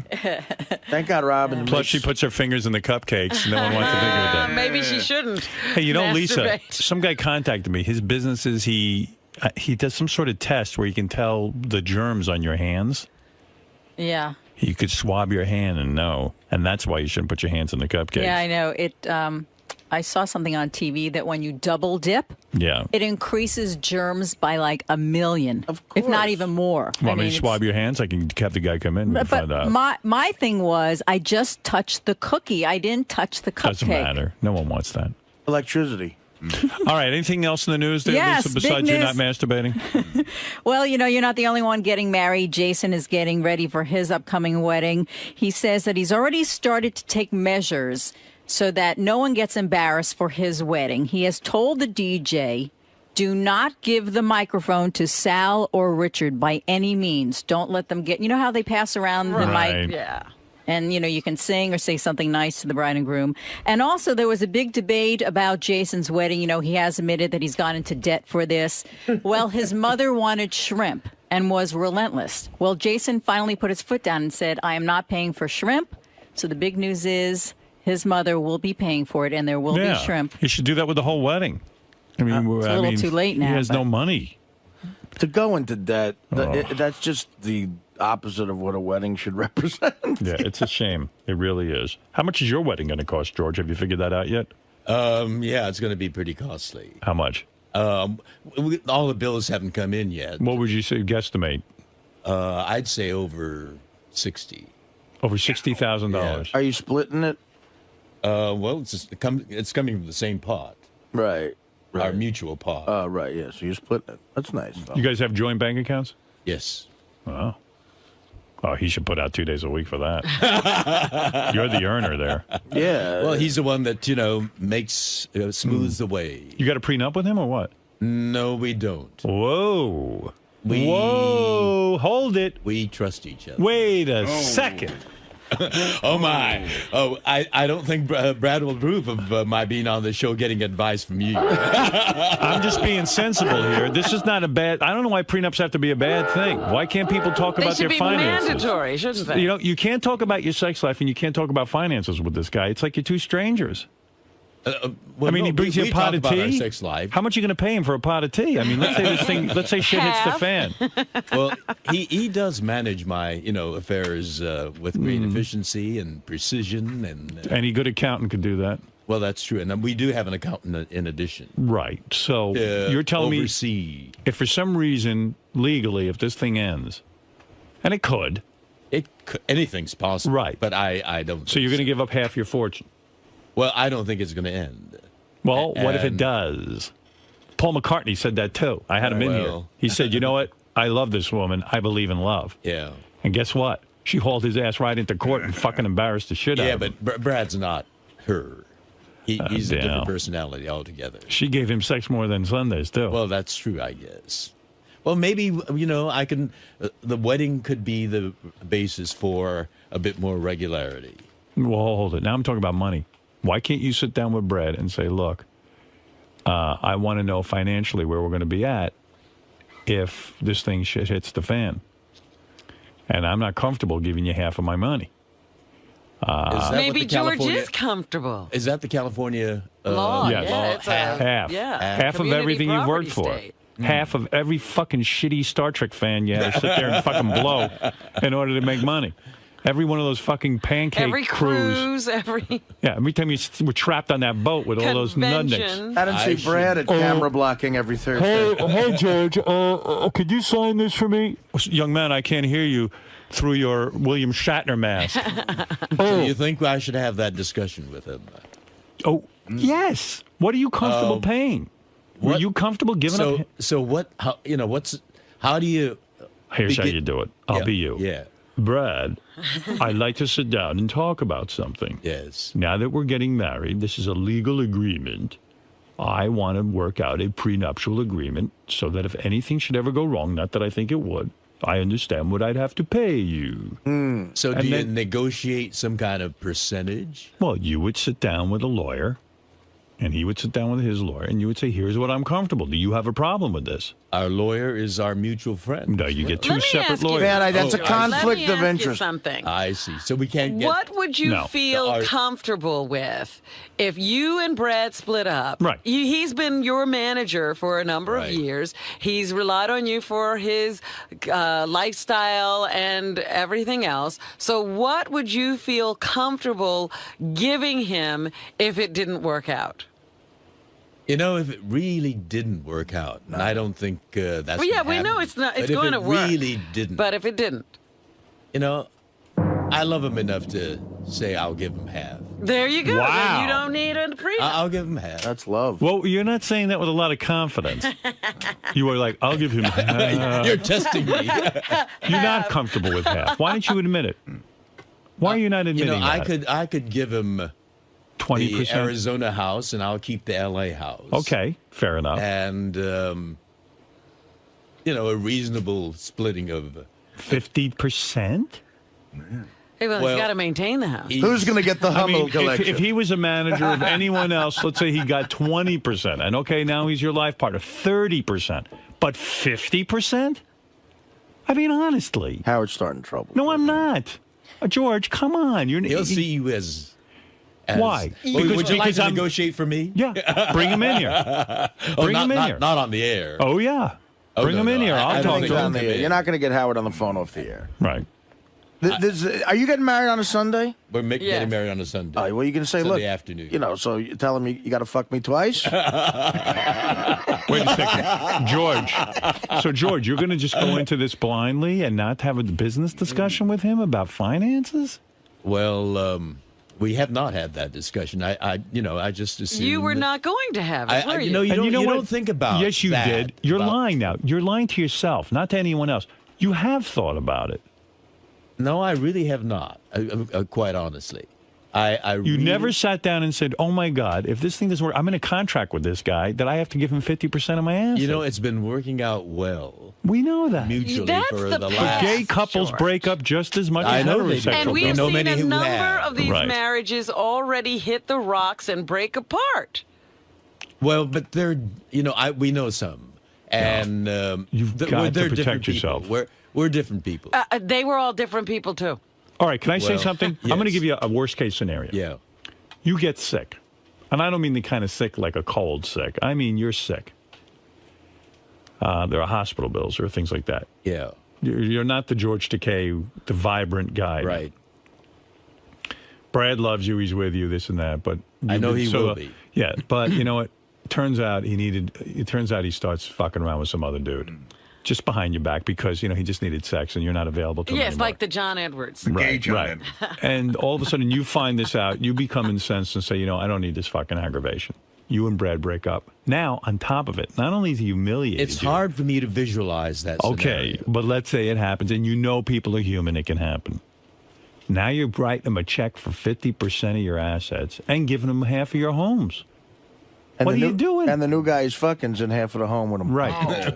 Well, it sounds like George would write that into the prenup George? anyway, that he's giving him the Arizona house. Yeah, fine, George. What am I saying something here that's outrageous? Yes. No. Hold it. Let me, this is between me and George. Because I really hadn't thought of that possibility, and now that you've introduced it, I'm thinking, all right, if the law is half, and he did help me with building my career. And the other part that, you talk about my getting ill, when my mother got ill, we moved her in with us for the last 4 years of her life. And he took care of her like a few sons did not, And I really am grateful to. I mean, Brad was a real saint when he did that, because sometimes, I had to go to a Star Trek convention. A nurse could have done that you could have paid. Yeah, but the nurse would not have given her that loving care. All right. So what is that worth to you? I can't reduce it to dollars and cents. All right. Well, good luck. I really feel. Good luck.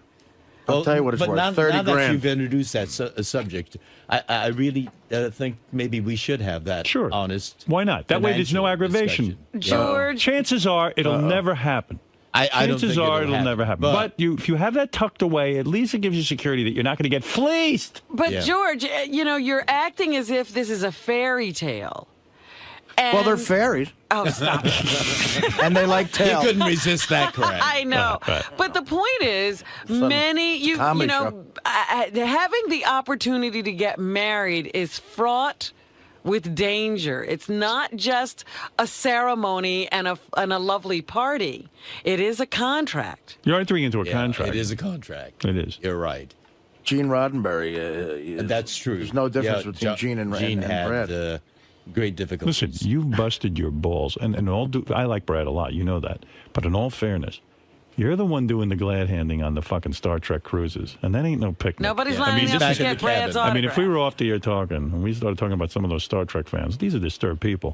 And the fact of the matter is, that you've paid your dues, pal. Bless their hearts, though. That's right. You've paid your dues. You've been trapped on a boat with those people. You've paid your dues. You don't have to. Sitting there and sucking up. I will have that discussion. Good. I think that's fair. We just may have that discussion tonight. Good. And do it. And Because they may if you're just holding, not be getting married tomorrow. if you're holding it back out of fear, then you. No, it's not fear. It's not fear. It's just that. I think it was euphoria. Wait. Yeah. It's just what? And I trust him. I've trusted him, and the trust has been reciprocated all these years. And the thought of parting never entered my mind. And our relationship has been tested, as I say. Moving my mother into our house, and George, we don't know. We don't know in which ways it's going to be tested in the future. As things can erode rapidly. Listen, every guy who gets into marriage thinks it's going to be perfect. Trust You're me. so funny sitting there with that bee. I'm seeing you looking at the bee as he has this. Yeah, I got Beth's initial tattooed on my finger, right there. Oh, right there. You see, right there. Yeah, and I don't have Brad's bee tattooed on me. Right. So I'm saying the same thing to you. Listen, we all believe it's going to last forever. But then when the shit hits the fan, you like to know at least everything's been banged out ahead of time. When you weren't emotional and angry. Why would you leave a legal contract up to the state? You make that up with Brad, and let's get some lawyers involved, and let's get this thing going. All right, I'll have that discussion tonight. Nothing is more romantic than lawyers. You want to get into this. And if Brad is, so we should get different attorneys. Not yeah, the one well, we you'd have have right to. now. Any lawyer will tell you cannot have the same attorney. It would not be legal and binding. You have to have two separate attorneys. Because our advising. attorney knows both of us. That's right. That would not be right. You should have two separate attorneys, two divorce attorneys, who sit down. Divorce attorneys. Yes. Oh my God, this is being But reduced. George, that's the way it works. You want to Welcome be to in the world heterosexuality. of marriage. This is it. Yeah. See, this is what you fought for. Welcome to it. Yeah. Yeah. All of it. The whole. Whether you don't mow the lawn for 2 days. Positive and the all you're doing, downsides. what you fought for here is to have a legal contract with somebody. So if you're going to have a legal contract, you ought to sit down and find out what the fuck's in it. Don't sign contracts. If you went on a TV show, you wouldn't sign a contract without reading it. That's true. So why are you going into marriage without reading the contract? We're fighting for laws that doesn't allow heterosexuals to be married. Yeah. You'll soon see. All right. That's I why. will take your advice. And by the way, that's why I see you're not having any cold feet or any kind of, because nothing seems to be changing. It's not real. But you don't realize you're signing a contract when you put your name on that marriage. That license. That's true. Yeah. That's true. It is a contract. Yeah. And if with Brad legal loves you so much, ramifications. he'll be willing to sign a reasonable contract. Well, that's another way of testing his love. That's right. Yeah. Well, the test, you shouldn't test love. Nothing should be tested. Yeah, right? yeah. No, think, it's a strange way But of don't putting let it, anything be contested. No, if he loves you, he'll sign something fair. knowing that it's not going to happen. Right. Yeah, in other words, you should say to him, you should have no problem taking 20% because we're going to be together forever, aren't we, darling? And if he says, make it 30, then I'll know that that maybe that you might real not be prospect. together. Yeah. Then you'll know he's the shithead that we think he is. Don't forget, my friend, you're the George Washington of gay marriage. That's right. You're Oh, my one of the goodness. first pioneers. Let's make yours a successful one. Right. Yes. Oh, we're determined to make ours. But You know, even if it ends in divorce, let's not make it some tawdry headline splashed across the newspaper. Right. That's We right. are debacle. mindful of the responsibility. Gay of marriage this not as working. well. Right. Yeah, that would You be. know, Takei dragged into He could have hit you up. He could hit you up for palimony. So I like that you're getting married. You're finally going to bang out a contract with this with Brad, which I like, and I like Brad. And listen, Takei divorce gets ugly. I think we Brad. want to see that. I think Brad should be treated very fairly in this negotiation, and I'm willing to be fair, Right. you know, and I'm sure he's willing to be fair too. But he did play a big part. We know that. Then And guess give what? him that You credit. played a big part too. Well, that's true. Yes. That's right. Yeah, he played a huge part. I'm sure he was at rehearsals for Star Trek 4 all day. A lot of pressure there. All right. He doesn't have to shake the hand of an 82-year-old guy in a Klingon outfit. He put up with a lot from me too. Well, when I'd we come know. home, Taking care of your exhausted mother, and shit, man, tired. that's a saint. Holy Christ. He is a saint. Yeah, I He wouldn't is take a care of your saint. mother. But I know you wouldn't. Yeah, No, she'd I be out of And luck. with you, I'd get a prenup. Listen, I love you. Look at me. I'm Yes, going to tell you I something. know. This is my gift to you. It's a More than that mutual- stupid gift No, I that sent is you. a gift, and that is word to the wise. You're a terrific guy. You And know, my he- audience loves you, and I love you, and I know everyone in this room loves you. And he did try And- to have this conversation with Paul McCartney. And you know what? I swear. did. Yes, I did. Yes, he Paul was did. on the show. Yeah. And he was getting married. And I said to him, what are you doing now? He goes, I believe in love. And Howard, I don't need a prenup. And I go, you know what? You're being naive, Paul. And Paul's one of my heroes. All you need is love. All that bullshit. Yeah. And I said, man, you're a great guy, but come on. And sure enough. He did not take your advice. And $60 million later, Madon. It's like he didn't write Hey Jude. 60 No yeah, money. Right. He might as well not have written Hey Jude. Yeah. But how could he have fallen in love with that woman? You know, I've seen her on TV. Understood. And, these Every interviews. situation is different. Such a shrew. But sometimes you don't know. Peg leg cunt. She was able to But Brad isn't that. cover that up. We know Brad. We love Brad. You know. But listen, I know lots of loving gay and straight couples, and shit hits the fan sometimes. It could happen 5 We years are from now. human, yeah. Sometimes people get married, and the week afterwards they go, "Oh my God, this was a huge mistake." Even though they've been together for years, the marriage changes things sometimes, and I don't know why. You know, in it what was- ways does it change? People just get different. I don't know why. In what way do they get different? I don't know. Maybe you just panic. You Because go, "Oh my we've God, had this our is." fights. He's driven me up the wall. I mean, the wedding planning is driving me up the wall. Oh, that's right. And he's Well- a detail person. Oh, my You know? God. Oh, my God, yes. My God, dude, I Listen to me. It's been tested. I feel this- Think what marriage is. Aside from all the victory of gays getting the rights and all this and being treated as equals, that's beautiful. That's a beautiful part. Right. But think about what it is. It's a contract between two people saying, look, if shit hits the fan, I get 50. That's it. No, I hear That's you. what it I is. hear you. When you I boil hear it down, why be married? It's to give the other person security. So Brad's saying to you, give me my security. Okay, I'll give you so much security, but not everything. See?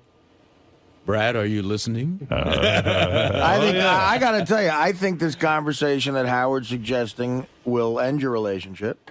Well, then so be it. If Better that now. happens, I want my fucking donation back from that fruity charity. All right, well, fair enough. Ronnie, Yes, sir. do you find it strange that John doesn't jerk off? Yeah. But then again, here's a guy who I bought a lap dance for, and he tried to open his wallet and pay me back the money after I gave the girl $20, and he didn't get the lap dance. So it's a good possibility the guy doesn't yank it. Were you offended by that? No, not at all. he was upset because I paid the girl $20, and you know. You stupid asshole. How often do you yank the pole?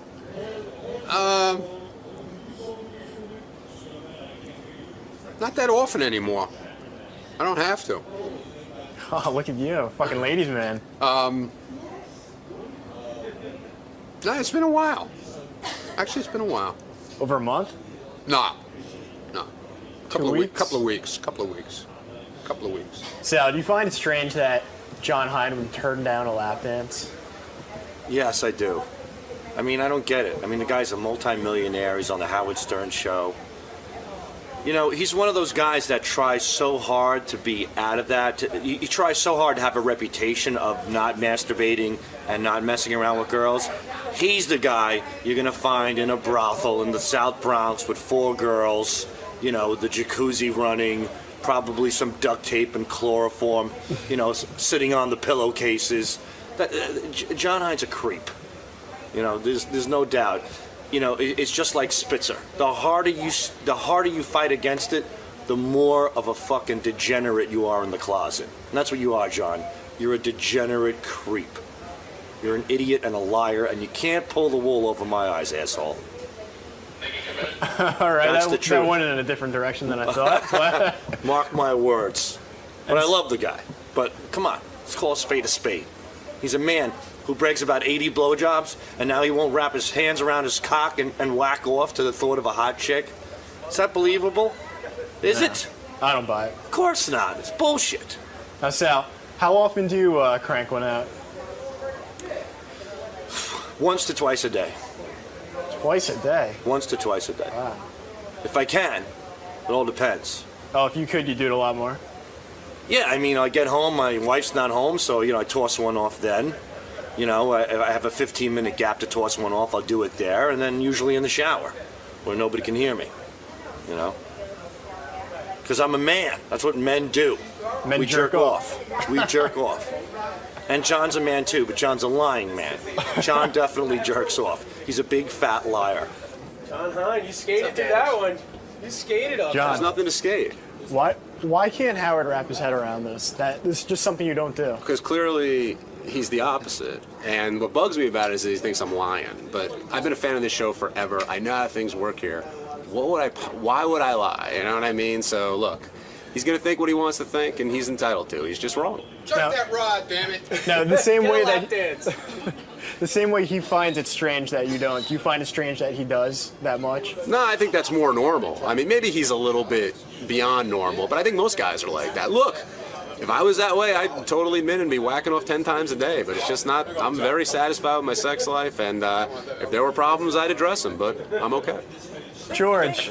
Hello. How do you think this conversation is going to go tonight with Brad? Well, I don't know. I have no idea. But I think what Howard's done is laid out, you know, the rationality of it.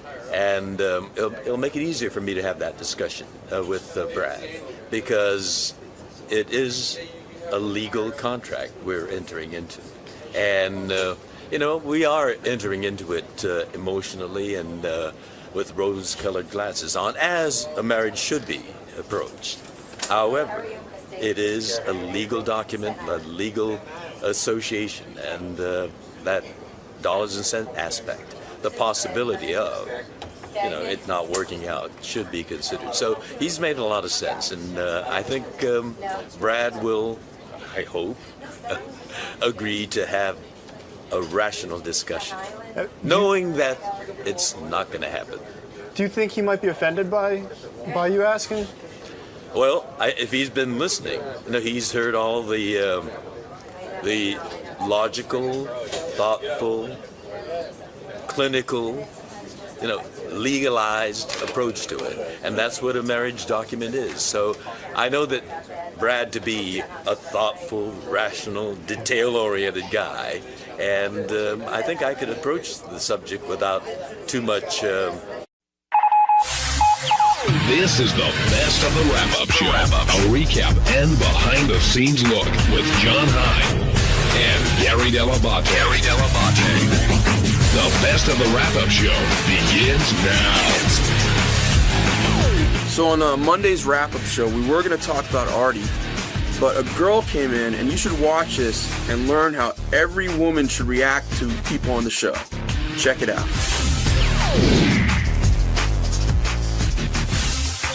What do you guys think of the way Howard and Robin react as Artie's telling these stories in there? I mean, Benji, you're in the middle of it, and Gary, you as well. Do you expect, sort of Howard to? What did you think of his take on it? What the fuck happened there? Oh, I know what this is. There's a. I hate to interrupt. There's a woman that I think Shuli had on the news while we were on vacation who cries. She's like a super fan. So she just saw you and she started screaming and crying. What? A super fan of the show. Yeah, like anything to do with the show just makes her scream and cry. Oh, is she hot? Yeah, bring her in a second. She hot or is that awkward? Come on in, Karen. This is it. Oh my God, this is Karen. Oh my God. Oh my God. Is this like a character actress or something? No. It's just me. Oh my God, it's Benji. Wow, I'm just kidding around. Gange, what's her name? That's most people's reaction. How you doing? Come on. Karen, come on, be on the wrap-up show. Karen, come on. Oh my God, it's Benji. Benji, have you ever gotten that kind of reaction from a fan before? Just at home and stuff. From chicks all the time. All right. Now joining us on the wrap-up show is Karen. Most women react. Oh my God, it's the janitor. Hey, look to your left. It's Teddy. Karen, welcome to the wrap-up show. You're right. That's her right. My left. How you doing, Karen? Nice to see you. Oh my God, it's a microphone. No, the only reason I'm not Artie, you're my favorite. Oh, thank you. The only reason I'm not freaking out is because I met you once before. Where? How come I don't remember that? Because I had a lot of prep time. I can't do it. You know, she makes me feel so good, but does she go outside and go, oh my God, it's a sidewalk. It's a sidewalk. Okay. Oh, I remember. No, you don't. You were next to me when we took our SATs together. Okay, So good to see you, Karen. Karen, why don't you tell them how you got here, how you got to this point? Why don't you tell them how you got to I the met tour? I was in New York, and I turned around, and I'm always like, where's the Sears building? Where's the Sears building is? Because we come through for the tour. I'm on the show.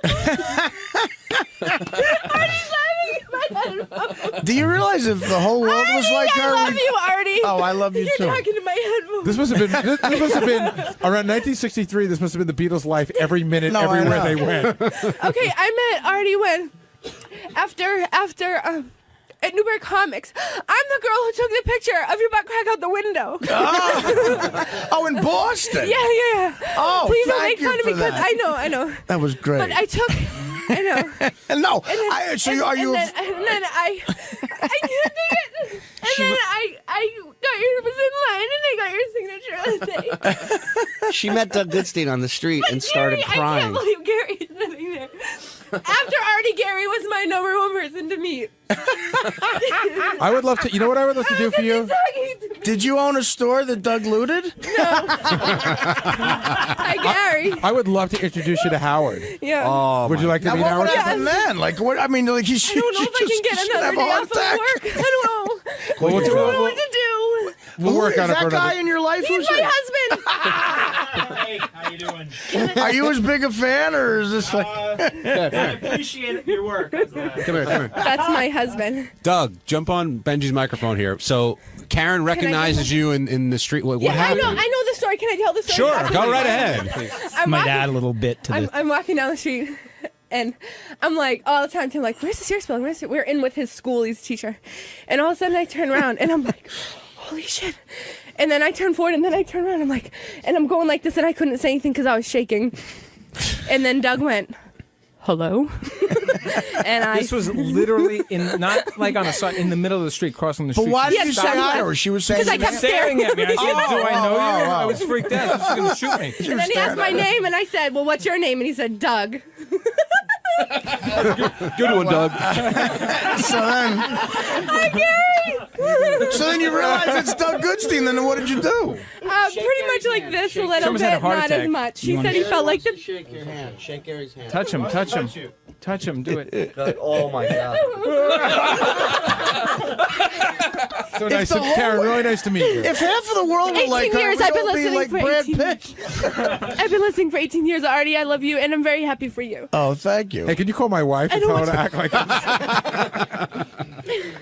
Are you from Boston? Are you from Boston? I'm from New Hampshire. Oh, okay. Yeah, because I was up in Boston when you took my ass crack picture. Yeah. And I took that picture. I said, "This is getting me on the show." Yeah, and then it did. It did. One cool I'd be thing- happy to sign it for you. I put her in the green room, and I was bringing people gonna in throw one up. at a time to meet her, and she's been ranking who, No, they're making who she me rank. enjoys meeting more than others. And some people are really pissed off. She's like meeting a lot of people and then pissing them off by ranking them so low. Like who? Like Sal? Like first of all, Gary's number talking one, about me. number one on your list is I believe Howard, and then it would be No. Who is number one on your? Well, I've met Artie before. The only reason Artie's not number one is because I met him. My number one was Gary. Well, And thank then- you. and You're then below welcome. Out of Gary everybody. And is- I would always give you the piece of chicken first. Thank you. You're Is welcome. Doug and Ganji below you, Gary? And then below Ganji is JD, and JD was very upset at being Doug- ranked below Ganji. And Jason's below JD. I would never rank anybody. They're making me do that because I don't want to be made fun of. I'm happy with everybody that I'm meeting. You seem unbelievably happy. She's cried for every single person she met except High Pitch Mike. In the middle of her bawling, I she met goes, Ronnie on "Hey, the way Mike." out, and then Fred took a picture with me and Richard, and then he brought me out to meet Sal. Oh, and then I've been listening for 18 years, and the first time, I just like to say this, I don't know why. The first time I ever saw the show. Gary's No, I'm listening. I'm interested I in know what you have to you're say. looking at me.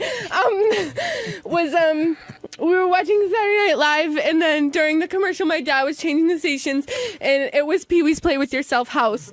I remember that. And that was the very first time I ever saw Star, and that was 18 years ago. Is this the greatest moment in your life? This, I mean, I love my husband. That's good. So, like, getting married and meeting him encompassed into one. My number two is I gave the eulogy at my grandmother's funeral, and this is a really close number three. Like, I want to put this at number two, but I feel like I can't. you That was- shouldn't. Yeah. So it's your real number two, Artie's but you talking to me. can't Everybody's really talking to me. You guys all see me. And How long do talking to you, me. if she were here every day, how long do you think it would take till she was sick of us? No. I listen all day, every day. I don't. Did you see John Hine over there? I did see John Hine because then he was like on the wrap-up show when I started to come in, and I said, "John Hine, And you y- saw me, right?" Yeah, of course I did. And you're right next to And Teddy. John's talking to me. You're- I know Teddy.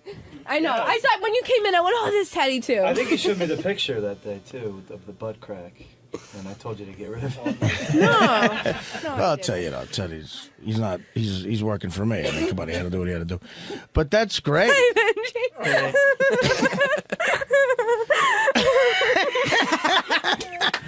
All right. This is awesome. We can't just do this every day. Have somebody else come up and. Yeah, just. Well, Karen, it is very nice to meet you.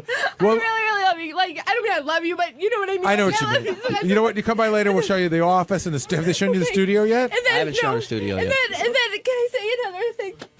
And then I'll be done. Whatever you want. It's like I went through a really hard time. Remember when, like, before, and it was happened in January of '06. And it was like a year long. And I swear to God, there were two things that got me through that. One was the dog. And two was that you guys or on the radio, I wasn't working and I got to listen to you all day. So instead of like being isolated, not talking, like I had you guys every day, like talking. But even without that, I just love you guys so much. Like everything. Like I just love this show. And I love everybody. I can't. You know, we could probably totally increase our subscription price. Can I touch you? I'm really happy for you. Thank you. You're welcome. I listened on the way here so I would know what was going on. Oh, thanks. I'm happy for you too. I'm completely unhappy for you. Well, you gotta do what you gotta No, do. this is fantastic. Thank you. We appreciate it. We do. We appreciate it. This never happens to us. Artie, I'm Nice happy to for meet you. Can I hug you too? Can I hug you too? So Benji! sweet of you. You made everyone feel so good. Thank you. You guys made everyone feel so good. Thank you. I'm sure Gary and John will take it. Benji, you're so funny. Thank you. It's been 18 Are you years. ready to really cry? Tim Sabian is standing right behind you. Will you take a picture with me? Tim, this is Karen. I can't take it. Hi, Karen. How are you? He's gonna freak out. Hi. You can't take me to Sabian? Wow. No, just everybody's in the room. And Karen, can I have a hug? Oh, Jesus. Oh. Karen, if you need to vomit, go ahead. Holy shit. Oh my God, it's God. Oh my God. Sabian, offer her a show.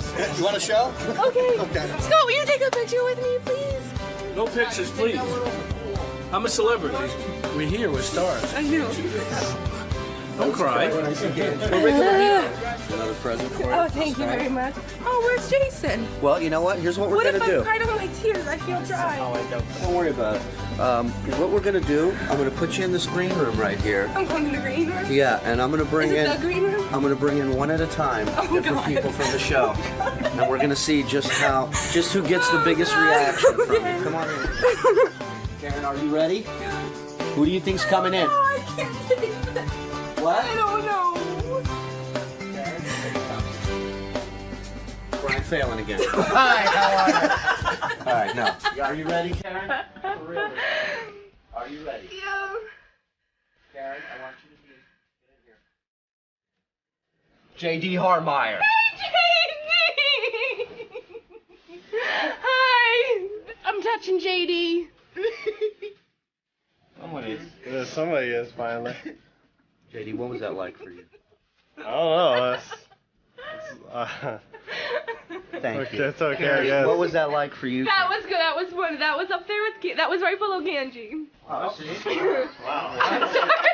Oh, JD just flipped you off. Oh, all right, we're I'm gonna go sorry. to number two. I shouldn't say that next time. No. Okay. Sit up there with Brian Phelan. Yeah. Karen, Yeah. are you ready to meet number two? What? I can't take it. Yeah. Karen, I want you to say hi Yeah. and smile and say cheese to Jason Kaplan. Hi, Jason. How are you? Good. Good to meet Hi. you. Oh, hey, hello. Like, I came in to take. Did you just touch me? Did you poke me? Okay, all right. Rock on. I can't believe any of this is real. Wow, Pinching. I can't believe this is real. Are you okay? Hey, this is John Hine, and on Tuesday's wrap-up show, we got a ton of calls from fans saying that they're not big fans of Artie, and that probably comes from the revelation he made yesterday about the heroin. I love Artie on the show. I really think he's incredible and an essential part of it. But some fans disagree, so of course on the wrap-up show, what else do we do but talk about it? Here it is. Mike in North Carolina, welcome to the wrap-up show. Hey, guys. Hey, Mike. Love the show, love the wrap-up show, but I'm telling you, I cannot take another fucking day of Artie. What do you mean? God, I'm so sick of his whining about his heroin addiction, okay? I mean, there's a lot of bad things going on in the world, man. You know, a lot more important things than Artie. But I don't think he's whining about it. We asked him about it, and he told us. We asked him about it. It's not like he came here yesterday and said, "Wah, I got to tell you my story." And but it's been like all fucking week, and I mean, it's like every day. Today, I turn the radio on. First thing that comes up, Artie.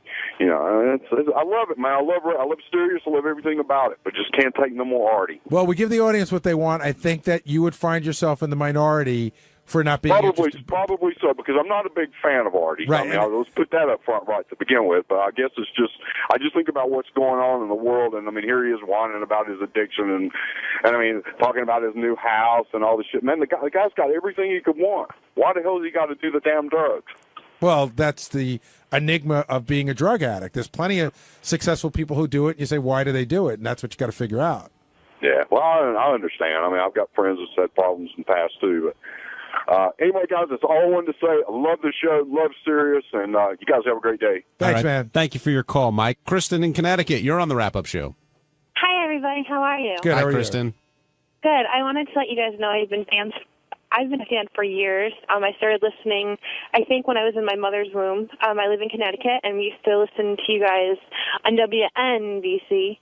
But I just wanted to let you guys know that the guy, Mike, who called and said he was tired of hearing about Artie, needs to, I don't know, go blow somebody, because Artie's part of the show, and I guess the show wouldn't be what it is without Artie. You know how everyone on the show has a certain piece of this puzzle, and I think all of you guys together is the best show on radio and in history.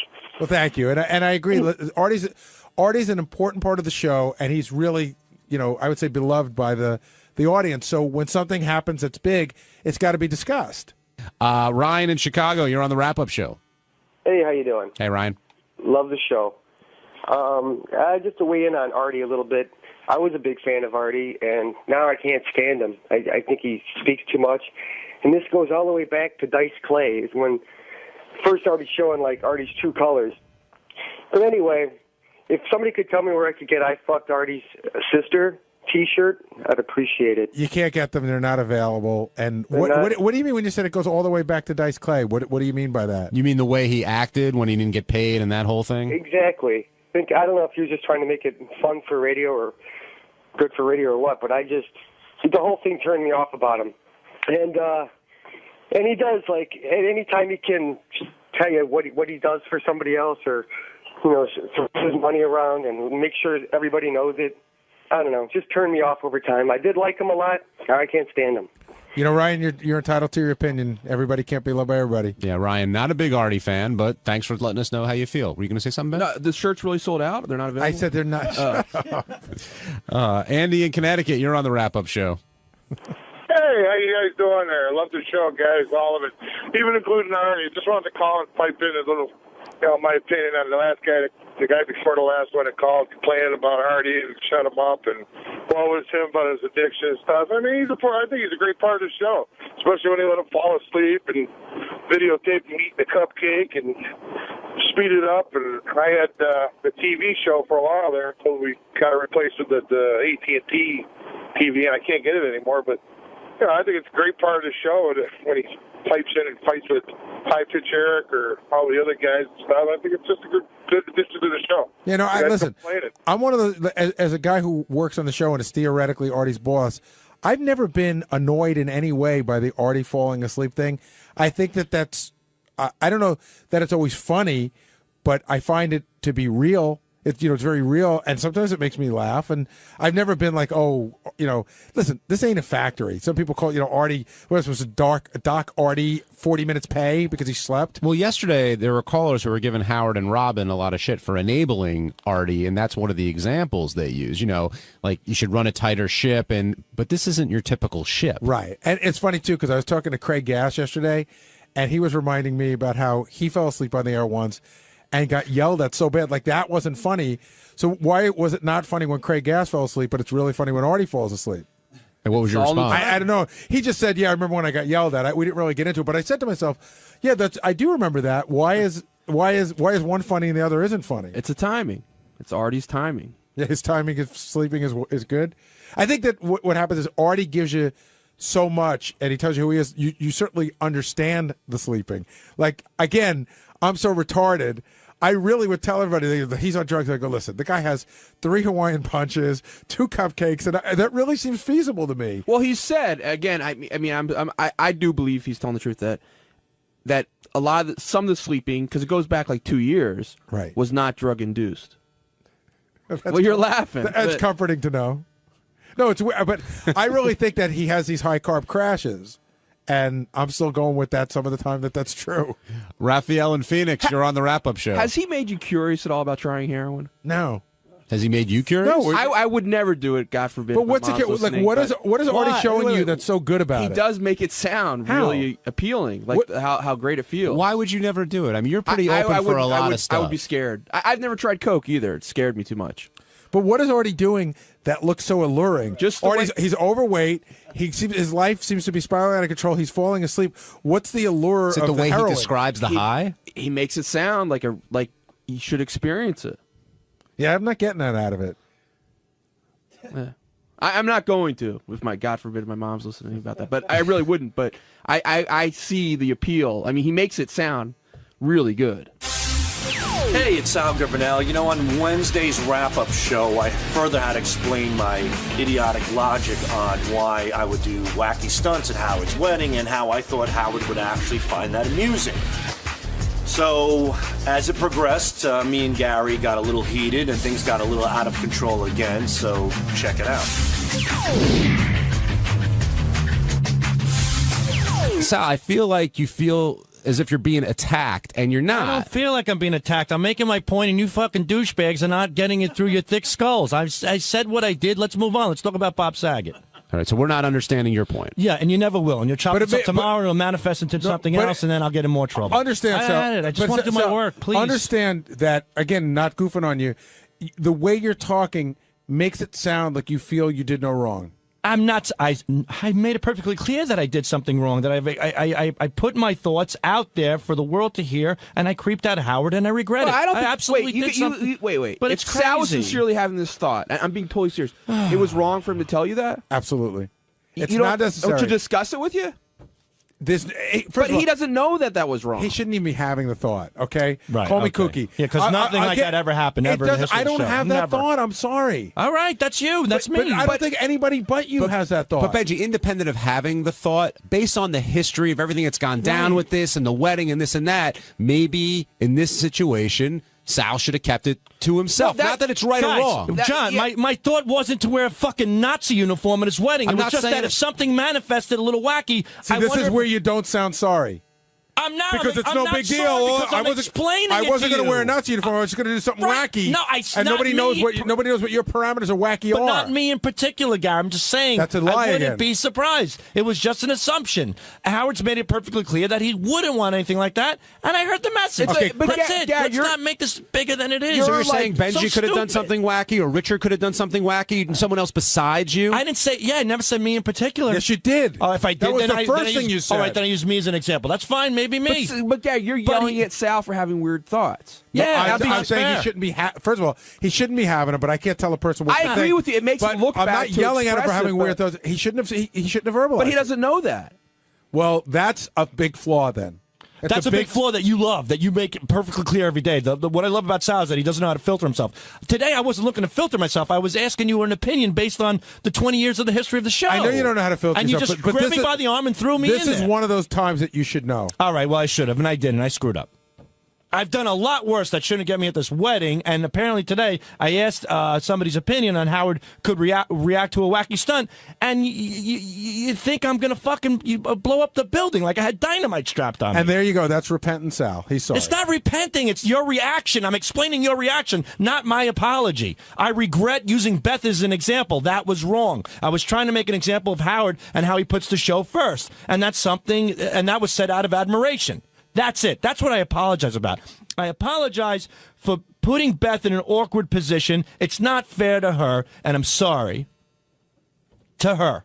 But that's not anybody else. that's not even what you should be apologizing. That's one of the things you should be apologizing for. You're not sorry Well, to Gary, when you send me a bill for your fucking therapy session, then I'll tell you everything else. I mean, you're not my therapist, Gary. I'm just explaining to you. I'm on the what you- wrap-up show. I'm not. I know, but you're posing. We're discussing it. We're not. You're posing me a question, then giving me your opinion, and that's it. And then when I'm giving you a rebuttal to your opinion, you're accusing me of not being sympathetic. Okay, it's stop. crazy. We're stop. going in circles. Here we go. I'm going to go around the room very quickly to have as many people I spoke to. John Hine, do you feel Sal understands what he did wrong? Yes or no? In part. But fully? No. In Benji? In full, does Sal fully understand why he's not going to the wedding and what it was that he did to not get him there? Well, I don't know that he's not going to the wedding. I think there's a good chance he'll. Okay, but might does he be. fully understand why he shouldn't go to the wedding? He understands what we're thinking and what you're thinking, but he doesn't agree with it. So, okay. And I think that you don't fully understand. I do fully understand. So there's three people here. We're not the be all end all, but I have to live with that, Gary. I don't know what to tell you. That's it. I mean, I made my bed. I have to sleep in it. Alone. Full of piss and shit. Line 7, you're on the air. Yes. Hello? Oh, this guy. Oof. It's all over. Gary, Taking my Gary, you're headphones. absolutely right. You're being too logical with him. One of the ways of dealing with Sal is not to ask him anything directly. Refer to him in the third person. That's all I'll say about that. He's throwing around these Freudian terms, and he has no sense of what they mean. And I also want to say that I believe that Beth and Howard handled it badly. They should not give him the option of being gracious and graceful and gentlemanly. He is not capable of that. They should have just ousted him, and that should be it. I'd like to ask you, Gary, who hired Sal? Inevitably, it was Howard's decision. Okay. But he has to call what how is his we highest felt. level of education? Whose? Has Sal. Sal is a high school graduate with a small amount of college. Community. With what? With a small amount of college. Small amount. He never graduated college. Not to the best of my knowledge, no. Is that Okay. Do you have any idea what his IQ might be? Yeah, I got an idea. What? I'm going to give him like 105, 110. Hey, that's about right. Mine is 128. I want to tell you, he is one of the most vindictive, destructive, hateful, hating. He hates people. Look at his marriage, which is falling apart. He is trying to destroy Howard and Beth's marriage so that he can get into bed with Howard. See, Goodbye. George, that's where I disagree with you, George. I do not think that Sal is vindictive. I really don't. I think Sal doesn't see things. When his false teeth fall out? But I do not see Sal as a vindictive person. Thank you for your opinion, George. Let's talk to Don in Syracuse. Don, you're on the wrap-up show. Guys, I have been trying to call for the past 45 minutes. Someone has to defend Sal. Go right ahead. He is absolutely right. He's trying to drop the conversation, and it's going in circles. Every time Gary says, you don't understand, Sal says, yes, I understand. Next topic. But no, you keep attacking it. Well, Don, it's not true because then he'll go, you don't understand. What did I do that was such a big deal? What did I do that was so wrong? I agree. But I feel he didn't do anything Well, that's wrong. a different conversation. Well, all right, you're right. And for Sal, and you guys keep saying Sal should not go to the wedding. Absolutely not. He should shut his mouth and go. The only problem I have with him is that he speaks for Howard. He shouldn't do that. Right. But he got the invite. He should be quiet and go. And what he said today, and as a fan, I kind of agree with Sal. I kind of think Howard was sort of looking for something funny to happen by inviting Sal. I think you're in the minority. I think that you are a huge fan of the show, which we appreciate, but you don't fully understand who Howard is off the air. And I think what happened was it got Howard made such a joke about it and talked about it so much, then he kind of forced himself into the situation of having to have Sal there. No, I think it was a decision. I think he always left it in Beth's hands. Not to say that he wanted Sal there and she didn't. I think he agreed with Beth, and Beth said, you know what? I want to make this a happy day. I really think that she went out of her way to say, let's make this a great day and have no weirdness, no unhappiness. Let's just be joyous and let's invite everybody. And here we are. Charlie in Columbus, you're on the wrap-up show.